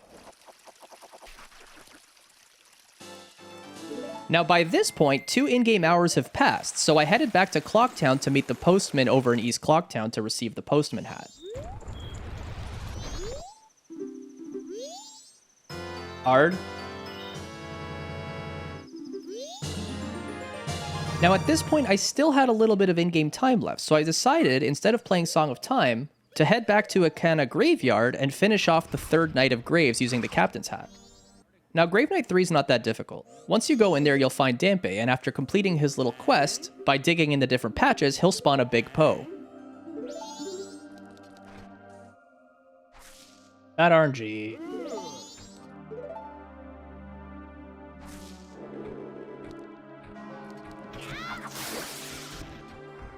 That was really close. I almost took too long to back up.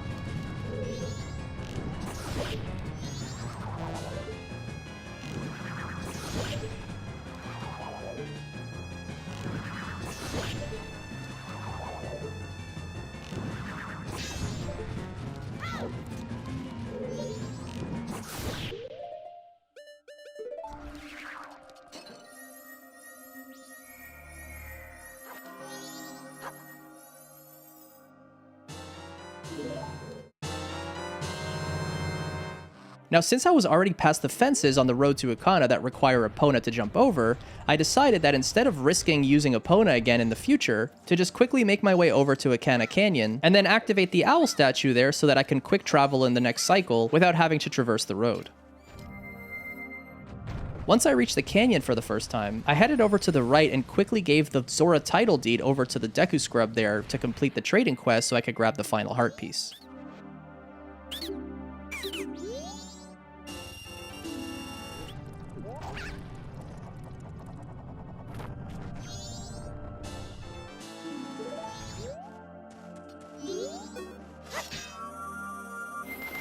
With the owl statue hit and not much in-game time to do anything else, I soared back to Clocktown and deposited any remaining rupees we had, including the ones that we got from selling the big Poe that we caught earlier, and then finally played Song of Time to finish off Cycle 3.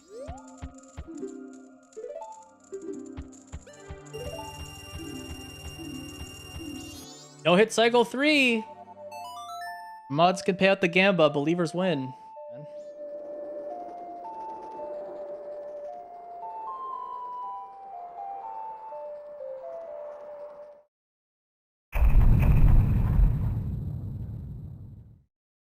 Okay, time for Cycle 4. Now, Cycle 4 is going to be the last long cycle of the run, and the main focus here will be to complete the entirety of the Eastern Canyon region of the game. Now, just like in Cycles 2 and 3, before heading out, I needed to do a couple of errands in Clocktown. To start things off, I headed over to the Stockpot Inn and spoke to Grandma a couple times to advance time to 2:30 p.m. This allowed me to collect the room key from Anju, as well as set midnight meeting for the third time. This time so we can grab the couple's mask at the end of the cycle, as well as the bottle of Chateau Romani using the express mail.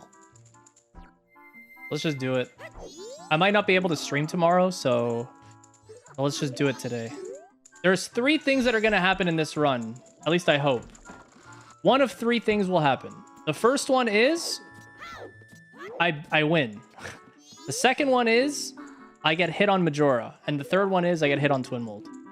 Nothing else will go wrong. It'll be one of those 3 situations.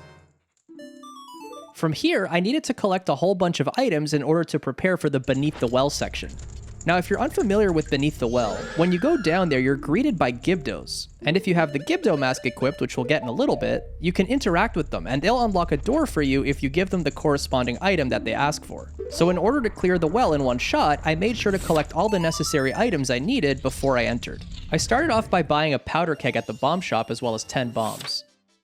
Next, I stopped by the trading post and picked up the Scarecrow song yet again since we'll need it one last time in this cycle, as well as caught the fish in a bottle that's located there. After that, I headed out into Termina via South Clocktown, and used a bomb to blow open the hidden grotto that contains 2 cows, so that I could refill a bottle with milk using Epona song. And then from there, the only thing I was missing was 6 magic beans, so I headed over back to Southern Swamp. Once I landed in Swamp, I headed back to the Deku Palace. Remember how I left that heart piece in the left courtyard? Well, now it was time to go back and get it. So first thing I did was head to the left courtyard and grab the heart piece, and then headed back and made my way into the right courtyard to enter the bean grotto where the magic bean cellar is.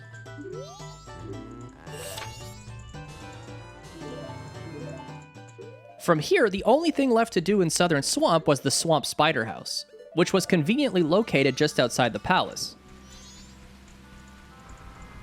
Alright, Spider House Rush, let's go. Now, Majora's Mask has 2 spider houses, the Swamp Spider House and the Oceanside Spider House. Each spider house contains 30 gold Skulltulas, and if you defeat them all and claim their tokens, you get a prize. The Swamp Spider House gives the Mask of Truth, and the Oceanside Spider House gives a wallet upgrade. Swamp Spider House is pretty easy, there aren't any extra enemies in there, so as long as I was careful not to take any damage from the spiders themselves, I was able to snag the Mask of Truth pretty effortlessly.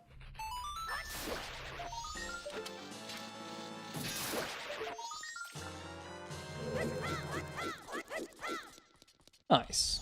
Now with Swamp Spider House being completed, that gave me 100% completion of the Southern Swamp region, putting us at 2 out of 4 fully completed regions. After clearing the Swamp Spider House, I headed over to Great Bay Coast and made my way over to the cliffside near the Pirate's Fortress entrance. Once I arrived, I hookshot it up to the top ledge of the cliff, planted a magic bean to make a lily pad, and then used the Scarecrow song to reach the heart piece over on the other side.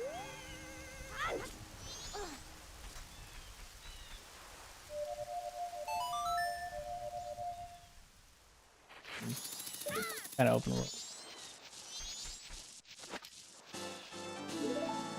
After grabbing the heart piece, I made my way back to the main beach, and this time to complete the oceanside spider house.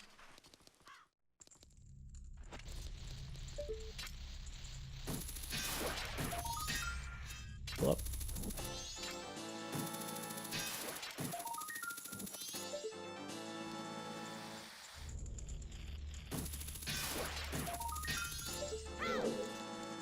I carefully made my way through collecting all 30 gold Skulltulas and also picked up the heart piece that you get by solving the mask code. Okay, let's see what this stupid code is. Now the intended strat is to talk to all the stall children inside the spider house to gain clues on what the code might be, since every single time you play the game, the code changes. But if you have enough arrows, you can literally figure the code out by process of elimination, which is super easy and a lot less time consuming.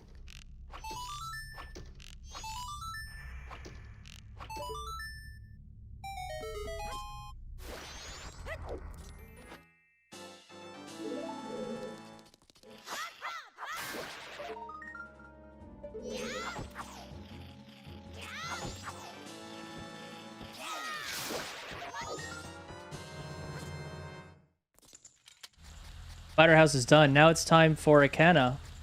See how it goes. Giga wallet. Nice. With the spider house done, that actually gave us 100% completion of the Great Bay region as well, giving us 3 out of 4 fully completed regions and only having Ikana remain. From the spider house, I soared back to Ikana Canyon so that we could start clearing some of the objectives there.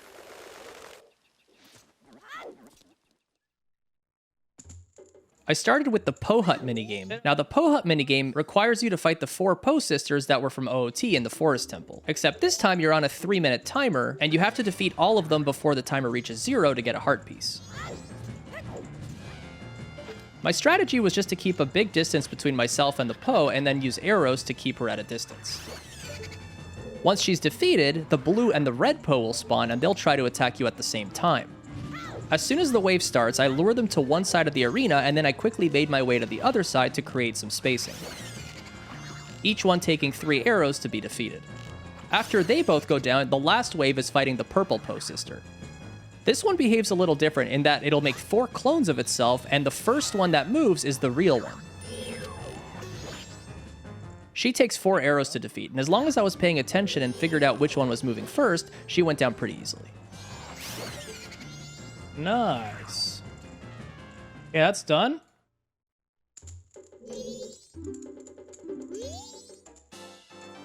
After getting the Poe Hut heart piece, I headed over to Sharp's Cave, which is located right next door, and I played the Song of Storms so that I could trigger the cutscene that unlocks the music box house. Now, Sharp is really interesting because he can actually damage you with the song he starts playing if you don't play the Song of Storms quickly enough. Oh!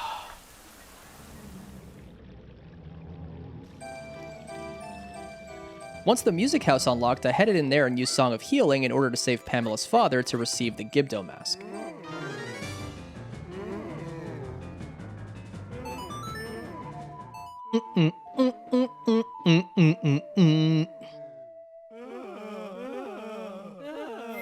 Yo, thanks for the 2 years.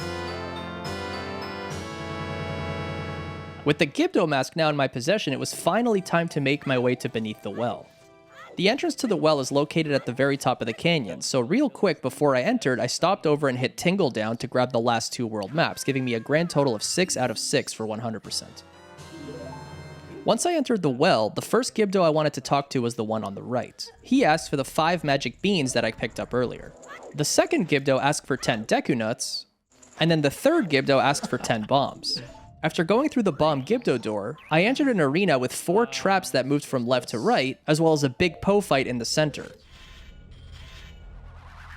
This Poe fight is extremely risky because it's super close quarters and you can easily roll either into the Poe or into one of the traps on the sides. But it's necessary because one of the Gibdos later on is going to ask for a big Poe soul. After playing the Poe fight carefully and using some well-timed arrows, I snagged the big Poe in a bottle and then made my way back through the bomb Gibdo door. Then from here, I backtracked to the room where the Gibdo asked for the 10 Deku Nuts, but instead went to the other Gibdo, who asked for a small fish. After going through that door, I just headed straight, and then the next Gibdo asked for the big Poe that I just collected. With that door unlocked, I only had to make it to one more door, carefully avoiding all the wall masters and spike traps. And then the last Gibdo asked for the bottle of milk, which we filled up from the cow grotto at the very beginning of the cycle. With all that out of the way, I lit the 4 torches and finally collected the mirror shield. Using the mirror shield, I exited the other side of the well to the Ikana Castle area. Now, Ikana Castle doesn't have anything like a traditional temple. It has one heart piece located on one of the pillars on the outside, and the final song we're gonna get, which is the Elegy of Emptiness that you get from defeating the boss of the castle. To reach the boss, we're going to have to clear the sun block that's located in the main room when you first enter. And in order to do that, we need to blow up the ceiling using the powder keg that we bought. Now, the intended way to do it is to go to the right side of the castle first and place the powder keg over the cracked ceiling so that you can blow up the hole. And then after that, heading towards the left side so that we can get the heart piece on the pillar. Fortunately, you can just throw the powder keg over the fence on the roof and have it land on the cracked portion of the ceiling, allowing me to skip the entire right side of the castle, and allowing me to get the heart piece and blow up the hole in the ceiling in one trip.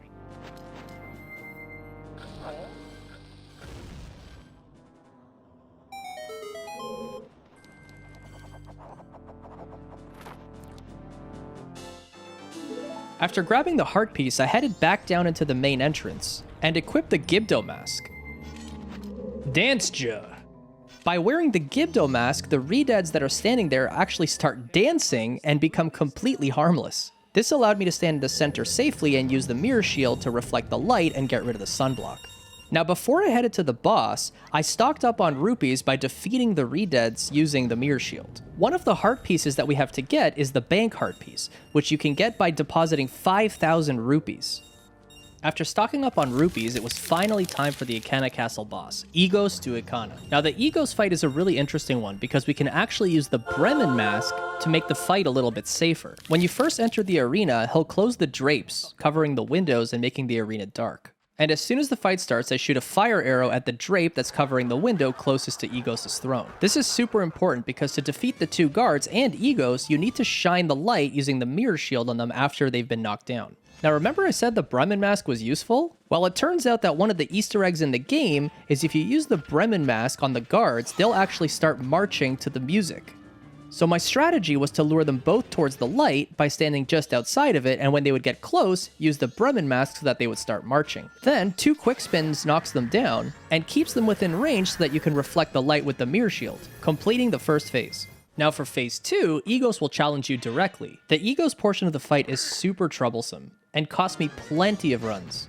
Now, before we go into the strategy of how to defeat Egos, it's important to understand why it's important to defeat him so quickly. If you don't defeat him quickly enough, he does an unblockable attack that is literally impossible to dodge. And the only way out of it is to play the Song of Time to start a new cycle over again.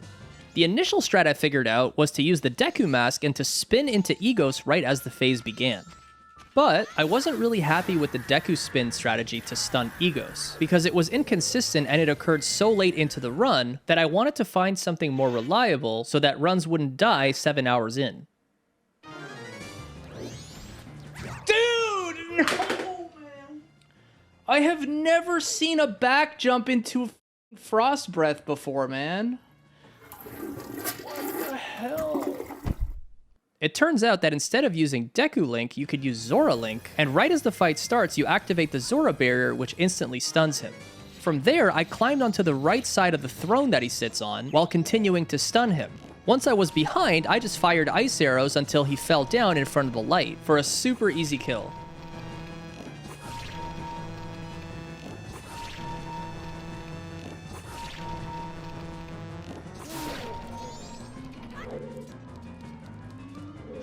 Let's go.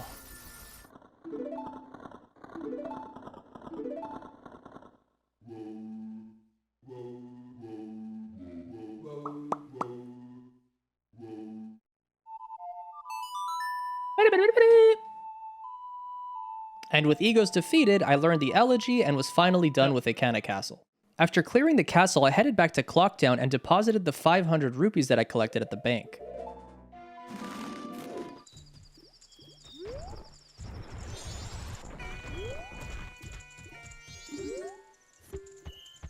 After that, I headed right to the Stockpot Inn so I could do the midnight meeting with Anju to grab the letter. After going to a mailbox and depositing the letter yet again, I soared back to Akana because now I had to climb Stone Tower, since we were finally ready to make our way to the Stone Tower Temple.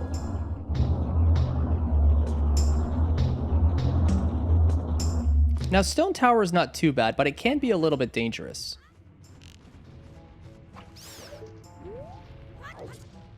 The important thing here was to make sure that I learned where all of the boulders were falling, so that I was standing in a safe space at all times. Stone Mask also came in really handy here, because it prevents the keys that are flying all over the tower from noticing you. Nailed it, bro. Okay, boys. Temple. After reaching the top of Stone Tower, I hit the owl statue there, completing all of the owl statues. I made sure I was full on bombs, arrows, and magic, played Elegy, and headed off into Stone Tower Temple. Alright, let's fucking go, dude. Now, Stone Tower Temple is different from all of the other ones, because the temple is divided into two segments. The first is the uninverted portion of the temple, which is explore to find the light arrows. And then, once you collect them, you use the light arrows to hit the red crest that's outside the main entrance, flipping the temple upside down and having you go through the inverted Stone Tower Temple. It gets a little bit tricky because the temple is intertwined, meaning a switch will need to be pressed in the uninverted segment of the temple in order for you to collect it on the inverted side of the temple, and vice versa. But fortunately, using some clever routing, I figured out a way to collect everything without having to travel between both sides more than one extra time. I started off the temple by shooting an eye switch to spawn a stray fairy chest in front of me, and then headed into the left door. After pressing the 4 switches and opening the gate, I blew a hole in the floor and made my way down into the basement. Here, I managed to defeat the 4 Armos and then collected the dungeon map, the small key, and stray fairy number 1.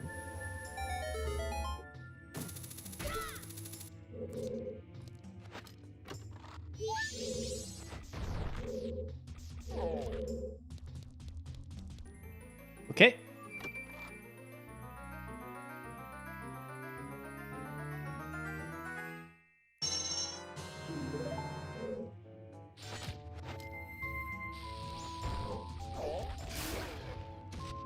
Gorons just live in Death Mountain, which is lava infested, so... I then used the small key on the locked door in the courtyard and headed into the room with the pool of water, where I found key number 2. Then I tossed a bomb at the silver switch in order to spawn a stray fairy chest on the opposite side, which we'll come back and grab once we snag the light arrows.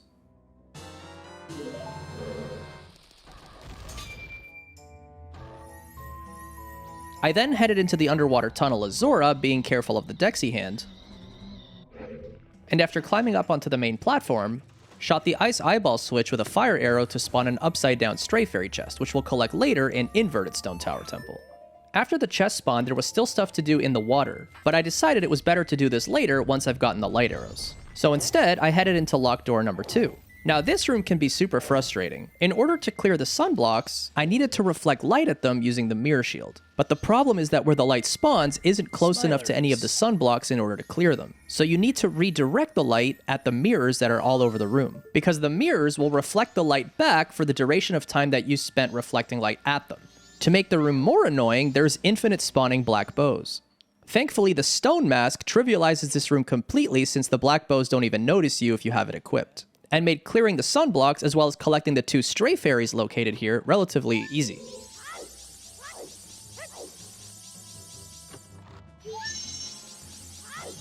After getting through the mirror room, we arrived in the first updraft room, and made sure to clear the real Bombchu that's walking on the wall so that he wouldn't accidentally hit me as I was flying through the updrafts as Deku Link.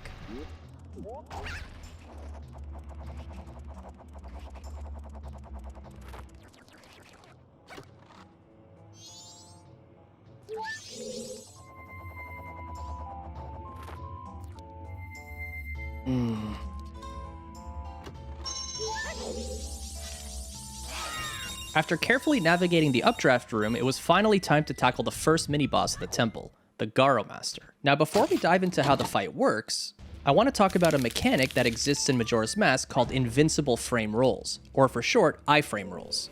If you're familiar with how rolls work in Souls games, you'll know that iframe rolls are the main component to a no-hit run. In a Souls game, when you perform a roll, you can avoid getting hit by any enemy attacks if you make sure the attack lands on your character during the iframe portion of your roll. Now in Majora's Mask, believe it or not, there is a similar mechanic. Link's rolling attack actually has iframes in the middle of it. And if you interact with an enemy attack, Link will just slide off the attack, escaping completely unscathed. Iframe rolls require extremely precise timing and are super risky, so there aren't too many applications for them. But for the Garo Master, it's perfect. When the fight starts, he'll always do the same thing and charge straight at me. Once that happens, I shoot an ice arrow to freeze him, then after about 2 to 3 seconds, he'll thaw out, I use a Deku Nut to re-stun, shoot a second ice arrow, and then finish him off with a jump slash, which prevents him from attacking altogether.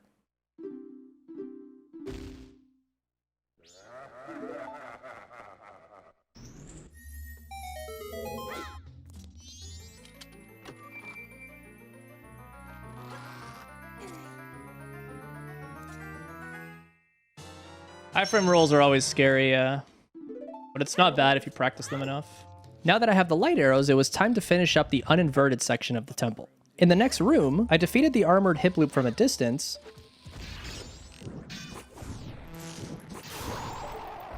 and then used a bomb to hit the silver switch that you're normally supposed to hit while the tower is flipped. This allowed me to collect the stray fairy at the bottom immediately. In the next room, we're greeted with the first of 2 Igors in the temple. I used the bunny hood to aggro him and then backed up far enough so that I could shoot him with light arrows from a distance. Hello?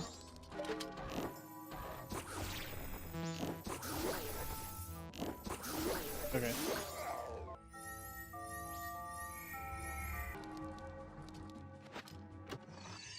Honka jump? No, that's an upside down. Now by going through the next door, I did an entire loop around the temple, putting me back in the main entrance room. With Stone Mask equipped, I got rid of the real Bombchu and then opened the Stray Fairy chest that we spawned at the beginning for Stray Fairy number 8. And then I proceeded to hit the Sun Switch right behind it to spawn an upside down Stray Fairy chest that we'll grab later. From here, instead of going to Flipstone Tower by hitting the red crest, I had one more thing to do. So I hooked a left to head back to that water room that we had to finish up earlier. I used light arrows to remove the sunblock blocking the way and picked up the compass that was hiding in the little crevice to the side. Then from the path at the top, I used arrows to eliminate all the biobabas and bonefish that were swimming in the pool. Now in the pool, there is a sun switch that you're probably supposed to hit when the tower is inverted. But by using ice arrows, you can spawn an ice platform on the water and hit the sun switch from the side using the light arrows.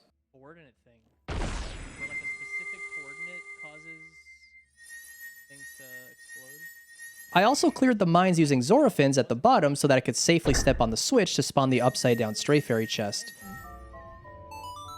I then grabbed Stray Fairy number 9 from the chest that spawned from hitting the sun switch.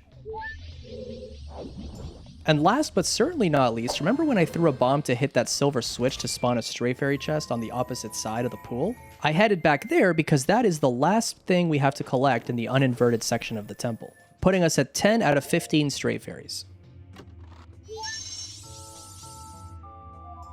Alright, time for the hard part now. I soared back to the beginning and then finally hit the red crest using the light arrows to flip the temple. Now in a no-hit run, and I guess even in a casual playthrough, Inverted Stone Tower is significantly more difficult. There are some super scary jumps, as well as really scary bosses. And the chance of losing a run here is really, really high. As soon as I entered the inverted portion, I opened the chest at the front of the path that was once upside down for Stray Fairy 11. Now in this updraft room, we had 3 things we needed to collect. I started by opening the chest that was on the opposite side of the room, which contained Stray Fairy number 12.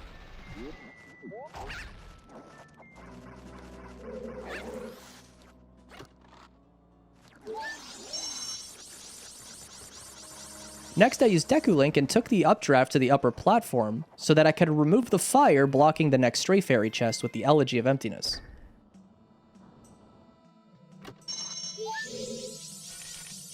After grabbing that one, which gave us 13 out of 15, I used Goron Roll to head down into the lower corridor. I then stepped on the switch located there and grabbed the key from the treasure chest that spawned on the other side of the bridge.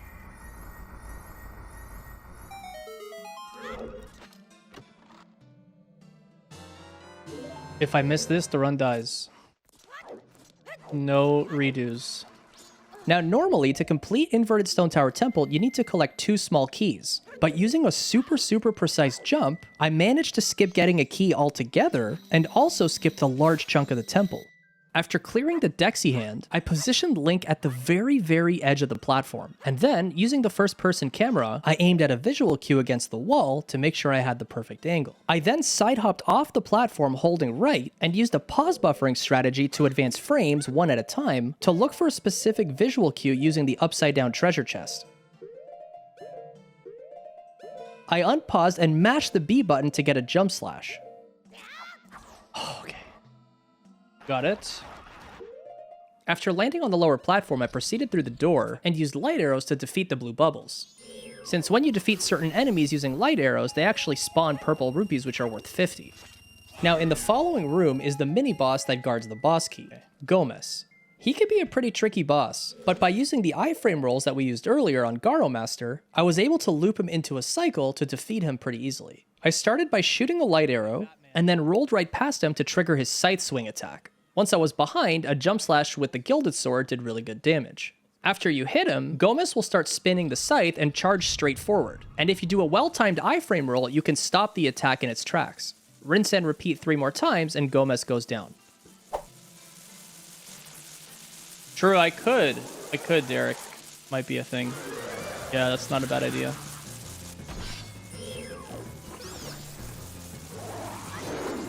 It's actually smart.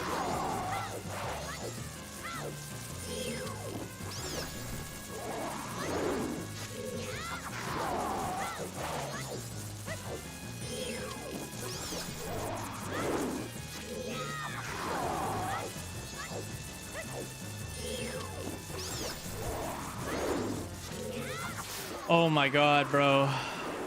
Still alive, baby. Let's go.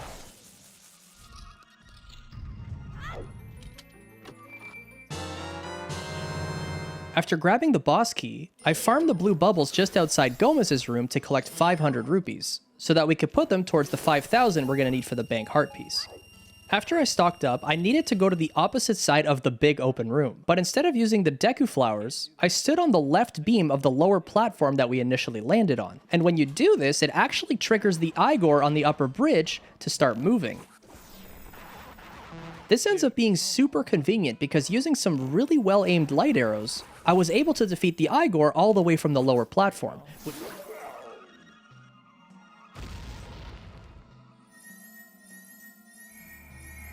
And then, using a really precise hookshot, it's possible to latch onto the chest to reach the upper bridge from the lower platform. Now, before grabbing the Giant's Mask and heading to the final boss of the temple, I crossed over to the other side using Goron. After landing there, the first thing I did was hit the switch, which spawns the final Stray Fairy chest we're going to be opening back in uninverted Stone Tower Temple. Then I headed through the other door, crossed the room with the post carefully using Deku Link, and then fought the Wizard mini-boss at the top of the stairs for Stray Fairy number 14. Nice.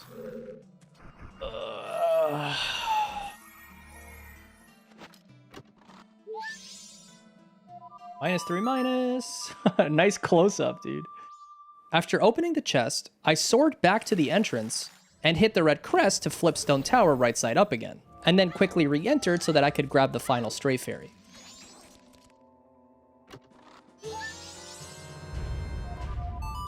Now that the temple was 100% completed, all that was left was to grab the Giant's Mask and then fight Twin Mold, which is the final boss of the temple. Now, believe it or not, I chose not to use the Giant's Mask for the Twin Mold fight, because as Giant Link, you're basically a huge target. So instead, I opted to use arrows. This looks like a job for Old Reliable. The fight has 2 Twin Molds, a red one and a blue one. They each have 20 HP, and are also vulnerable to arrows if you aim for the tails. Normal arrows deal 2 damage, light arrows will deal 4 damage to either one, but a fire arrow will deal 6 damage to the blue one, and an ice arrow will deal 6 damage to the red one. When you first enter the Twin Mold Arena, you're standing on a center platform. Then you're greeted by the intro cutscene that introduces the boss. And this cutscene is super important, because right after regaining control of Link, I'm able to chuck a bomb and use a fire arrow to cause 8 damage to the blue one. After this, both of the twin molds will start to emerge from the ground with completely random flight patterns. Ideally, you want both of the twin molds to spawn near each other so you can have eyes on them at all times. But in the run, they actually spawned on opposite sides of each other. So I actually had to go into an ocarina state to help me get a better perspective and turn the camera quickly. The pattern that they gave me was super risky and I was pretty certain I was going to get hit, since I've lost plenty of runs to similar patterns in the past.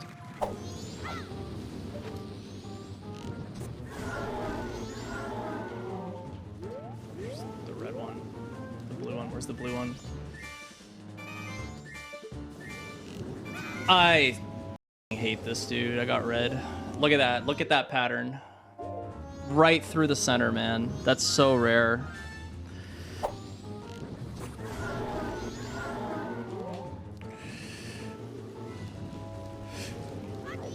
Ah! I can't believe that hit me. I thought I rolled out of the way, man. I opted to soar out using Song of Soaring and then just reset the fight, hoping after the initial 2 hits on the blue one, I'd get a little bit better luck for their spawn points.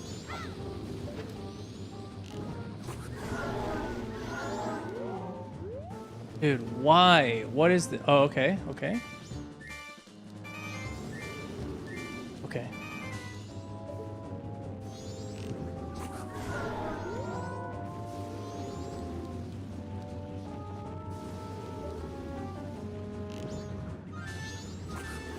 Okay.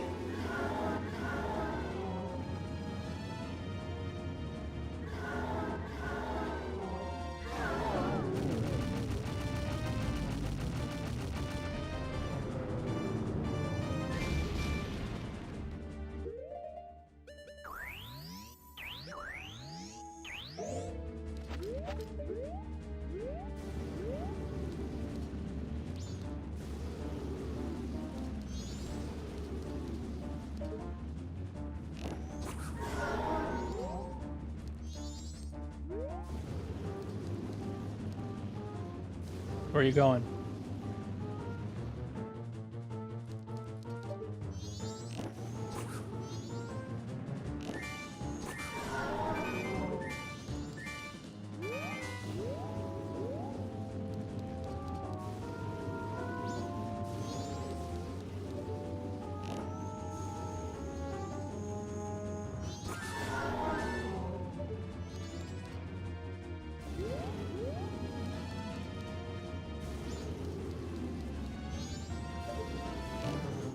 Let's go, baby!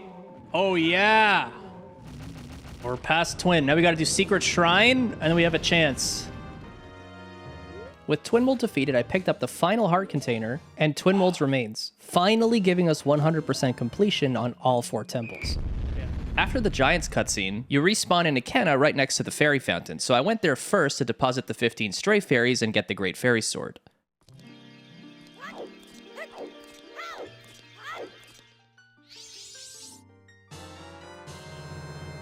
After receiving Great Fairy Sword, I headed back to Clocktown to deposit the rupees that we farmed in Stone Tower Temple. Then I fast-forwarded time to night of the second day so that I could talk to Cafe in his hideout again to receive the pendant. Dude.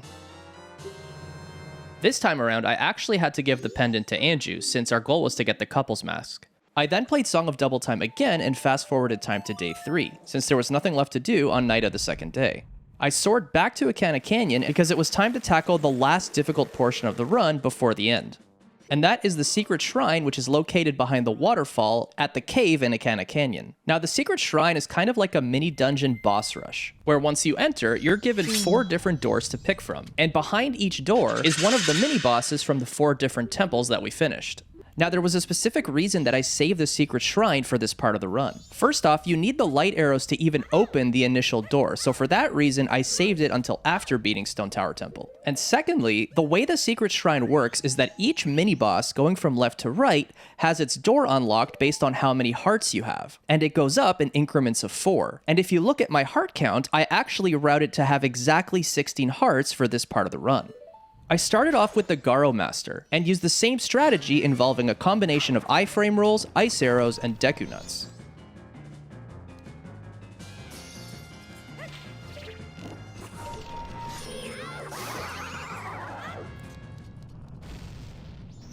After you defeat a mini-boss in the secret shrine, they'll spawn a chest in their respective battle arenas. And each chest contains a silver rupee, which is worth 100. So I made sure to collect each rupee because by the end of the shrine, I would have 400 more rupees that I could put towards the bank heart piece. After defeating Garo Master, I decided to tackle the wart fight next. Now, as far as difficulty, it's exactly the same as the first time around, except because you do this battle so far into the run, I was so nervous that it made this fight incredibly scary.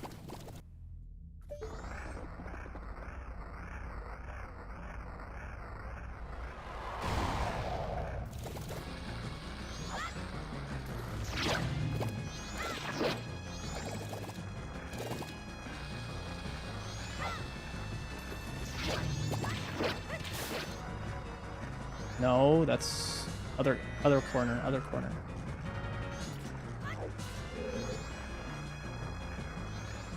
Okay, that's fine.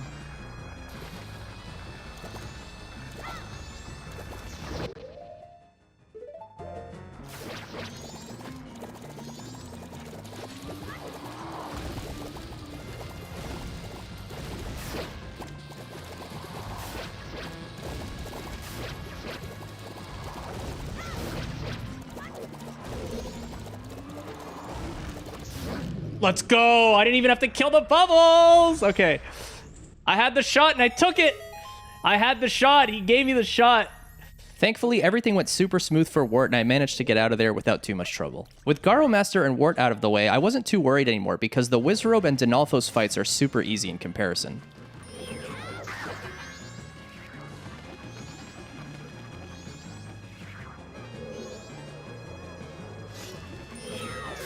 Clean as hell. That was good RNG, bro. Holy shit. That was perfect RNG. Easy. Let's go. No hit shrine, baby. 4 splits to go. And with all 4 bosses down, I collected the heart piece and secret shrine was done. From here, I soared back to Clocktown and deposited the 400 rupees that we grabbed from the secret shrine. I then waited till 1 PM and entered the laundry pool to grab a second express mail from the guy in Cafe's hideout.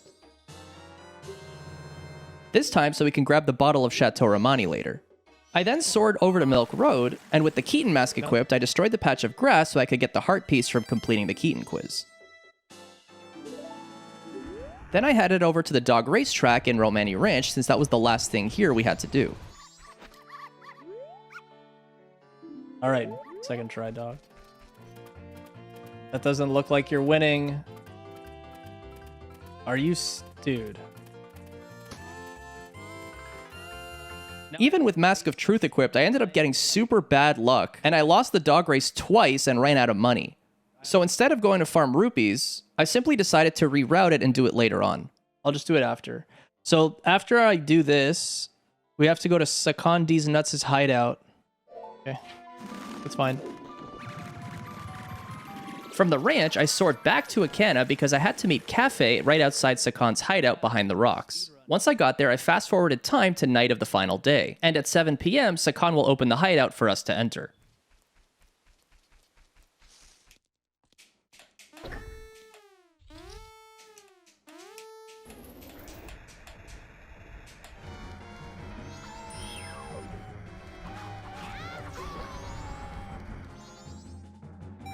Now what's interesting, as soon as you finish the hideout, it actually fast forwards time from 7 PM all the way to midnight of the final day, giving us the final hours. So at this point, I had to make sure I made good use of in-game time to avoid either a moon crash or having to do more things at a later point. I immediately played Song of Inverted Time again to slow time down, soared back to Clocktown and delivered the express mail to Madame Aroma at the milk bar to receive the bottle of Chateau Romani. But instead of selling the bottle for 200 rupees, I actually drink the Chateau, which gives us the effect of infinite magic. And it's going to come in super handy for collecting the remaining rupees that we need to get 5,000 for the bank heart piece. Because at this point, the only thing left to do in the cycle was to get the 5,000 rupees and the couple's mask from Anju and Cafe, which is only available from the cutscene that triggers when there is an hour and 30 minutes of in-game time remaining. Now by this point, I had approximately 2,000 rupees stored at the bank, and still had about 3,000 to go. So to make good use of the time before the couple's mask cutscene, I decided to farm rupees just outside of East Clocktown. It's really convenient here because there's infinitely spawning blue bubbles, and if you defeat them with light arrows, they each drop a purple rupee worth 50. I simply made 5 trips back and forth, grabbing 500 rupees each time, and then going back to the bank to deposit them. And by the time the last trip was over, it was already well past the hour and 30 minutes remaining, so I was able to stop by the Stockpot Inn to pick up the couple's mask from Anju and Cafe.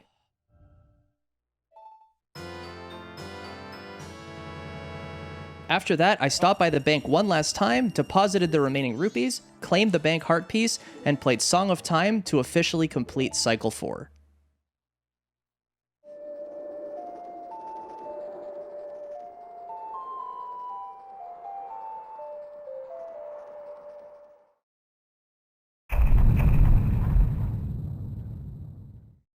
Now, believe it or not, there are still 2 more cycles in the run before it's time to head to the moon. But cycles 5 and 6 are different from the other ones, because they only take a couple of minutes each, and are only done to tie a couple of loose ends to satisfy the 100% definition. In cycle 5, I immediately fast-forwarded time to night of the first day, and collected the heart pieces in West Clocktown from winning the Postman minigame and the Sword School minigame. Yeah.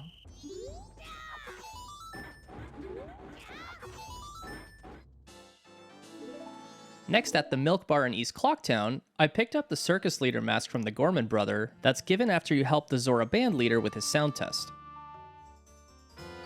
Sag mask. I then made my way to North Clocktown to collect the Blast mask by saving the old lady from Sakan. Don't worry, I'll save you. Oh, yeah. Now, normally what I would do at this point is just fast forward to night of the final day and pick up the all-night mask for 500 rupees at the Curiosity Shop. But because I wasn't able to collect the Dog Race heart piece earlier in the run, I made a quick pit stop at the ranch during day 3 before advancing time to night of the final day. Come on, doggy. Doggy. No, now the dog's gonna lose because I threw it. Yeah, who whine? Yeah. I want to see some hover boots action, dog. Let's go. Flying. Do it. Yes! Lighter than air. Oh my god.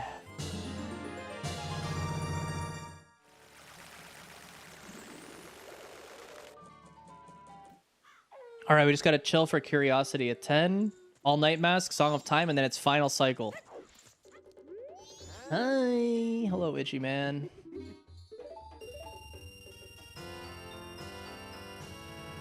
After buying the All Nights mask, I just played Song of Time and advanced to Cycle 6.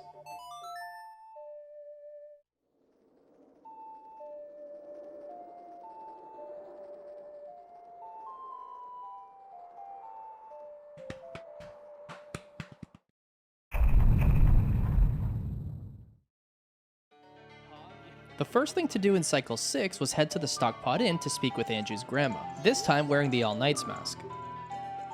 I collected the 2 heart pieces that are given from listening to each of her stories. I then headed to the mayor's office to collect the heart piece that's received from the mayor while wearing the couple's mask. Now at this point, there's only one more heart piece to be collected, because the final 4 are actually on the moon. And that heart piece is the one that spawned after playing the same transformation song in front of each of the large gossip stones that are found in the different grottos in Termina Field.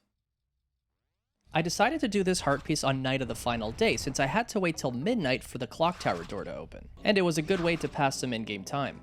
After grabbing the final heart piece in Termina, I did a quick inventory check to make sure that everything that was necessary for 100% definition was collected. 19 out of 20 hearts, because again, the last 4 are on the moon, every map collected, every item collected, every upgrade for the sword, shield, wallet, quiver, and bomb bag, every song, all 4 boss remains, every owl statue hit, every great fairy reward, and a complete bomber's notebook with all the ribbons. With my checklist complete, I stocked up on bombs, arrows, magic, and Deku Nuts, and finally made my way up the clock tower to play the Oath to Order. Yeah, I am a little nervous. Moon is scary, dude. There's a very realistic chance the run dies to RNG. Like, we have to accept that. If it dies to RNG, there isn't anything I could do. It's the way it is.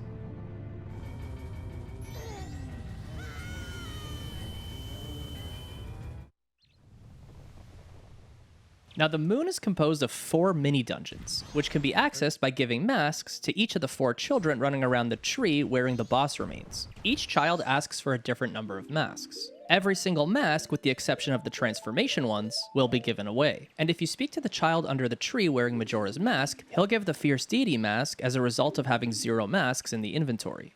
Now, as far as the order goes for doing the 4 mini-dungeons, I decided to do the Human Link one first, the Goron one second, the Deku one third, and finally the Zora one fourth.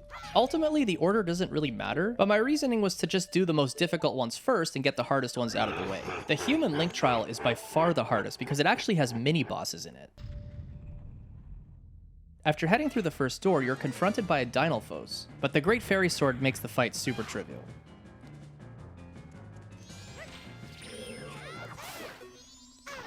The next room, however, is the scary one, because the mini-boss in this room is a Garo Master, and you're not given a lot of space to fight him.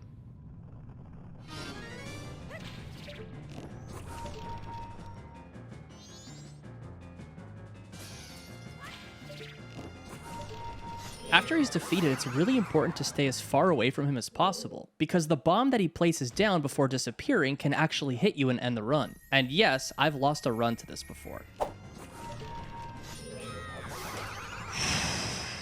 It's much trickier than it looks, bro. Ah! The bomb! I forgot the bomb! Now, in the third room of the dungeon, you have to fight an Iron Knuckle. I decided to fight him with a combination of crouch stabs and jump slashes like the 2 that were fought in the graveyard.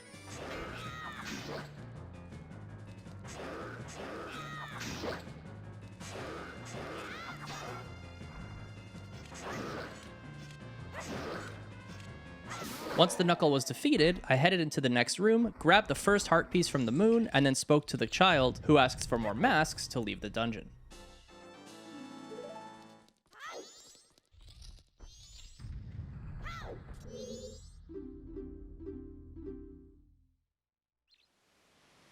Next was the Goron mini-dungeon. This dungeon requires using the Goron roll and navigating a narrow path, while bouncing off some angled treasure chests to turn 90 degrees. It's pretty easy to do since once Link has a straight line, he'll just continue to roll along the path without having to touch the control stick. There's only one really small segment that requires manually turning Goron Link, but fortunately it's possible to skip it entirely using a clever jump using the Zora Mask.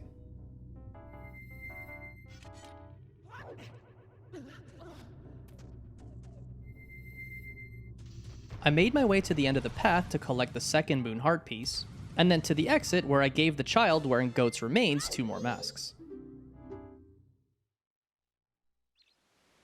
Next was the Deku dungeon. This one can be a bit nerve-wracking because it requires flying with Deku flowers over these giant gaps, and you need to land on these rotating platforms with a little bit of tight precision. Collecting the heart piece wasn't too difficult. It's located on the opposite side of the exit, and the only thing that's important is to make sure to hop into the yellow flower, which boosts you higher and gives you longer fly time to reach the other side.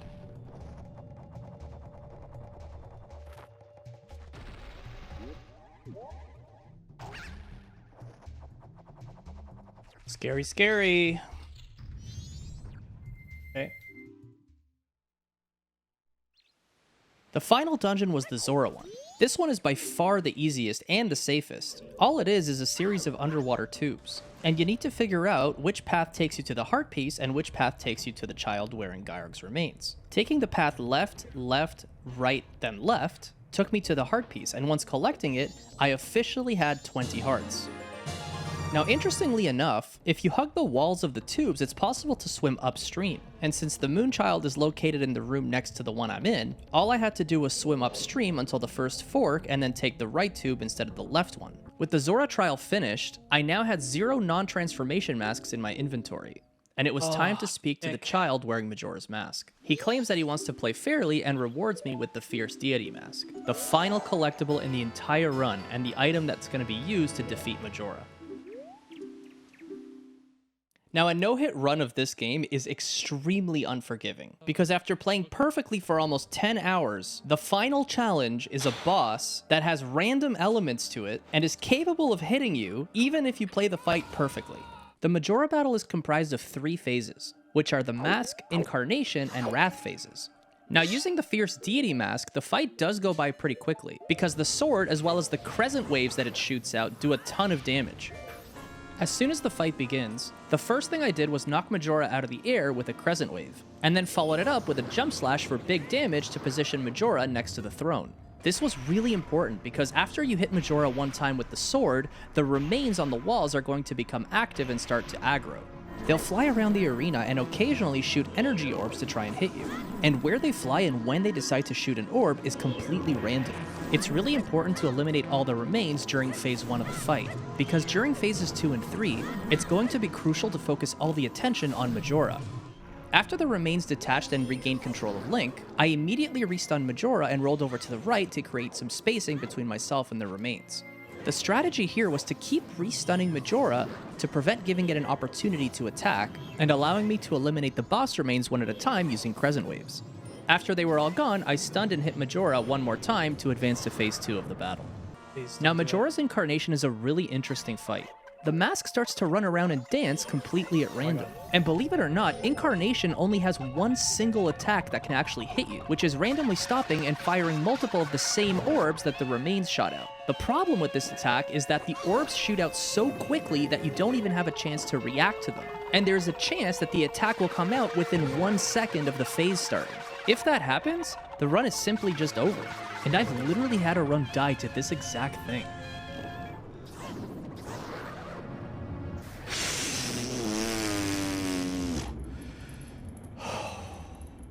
Okay, this is RNG. This is RNG.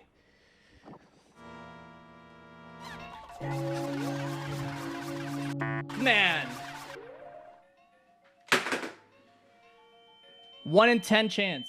1 in 10 chance. The strategy here is hoping for some good luck at the beginning of the fight, scoring a knockdown as fast as possible to prevent the fight from dragging on, and then using crescent waves to cause enough damage to defeat Majora in one cycle. The last phase of the fight is Majora's Wrath. Technically speaking, the Wrath phase is actually the easiest of the 3, but when under the nerves of a perfect run, felt like the most difficult thing I've ever had to do. The fight actually behaves very similar to the Odolwa fight, where you can actually cause a stun lock with some well-timed slashes. With Fierce Deity Link, 10 slashes ends the fight. Oh, God. I just need a minute. Hang on.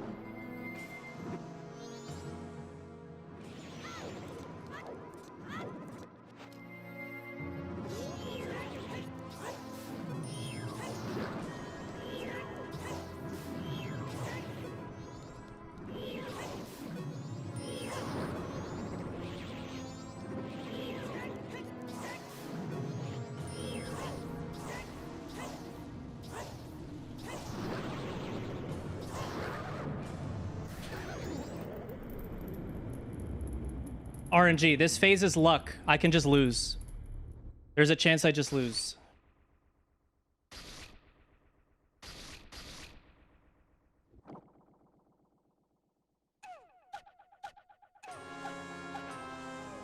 Please don't do it. Oh my god. There's a PB. It's the I've never gotten to phase 3. This is a PB.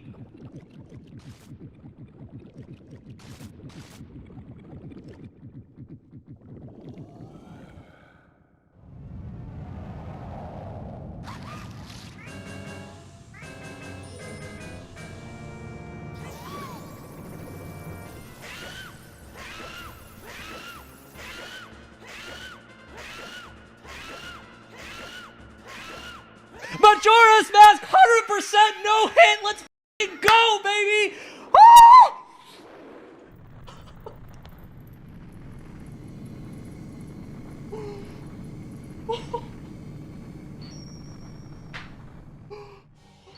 I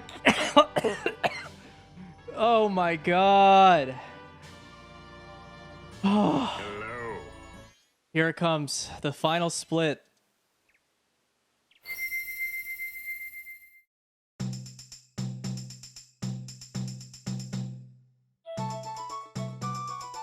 If you've made it this far into the video, I just want to thank you so much for watching.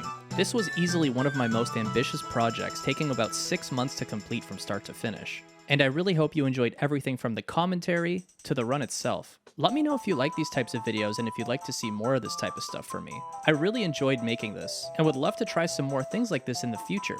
Please consider liking the video and subscribing to the channel, as it does help me out a ton. I'm going to leave a link to the 3D Zelda no-hit Discord server in the description, as well as a link to the Google Doc outlining all the different rules for 3D Zelda runs.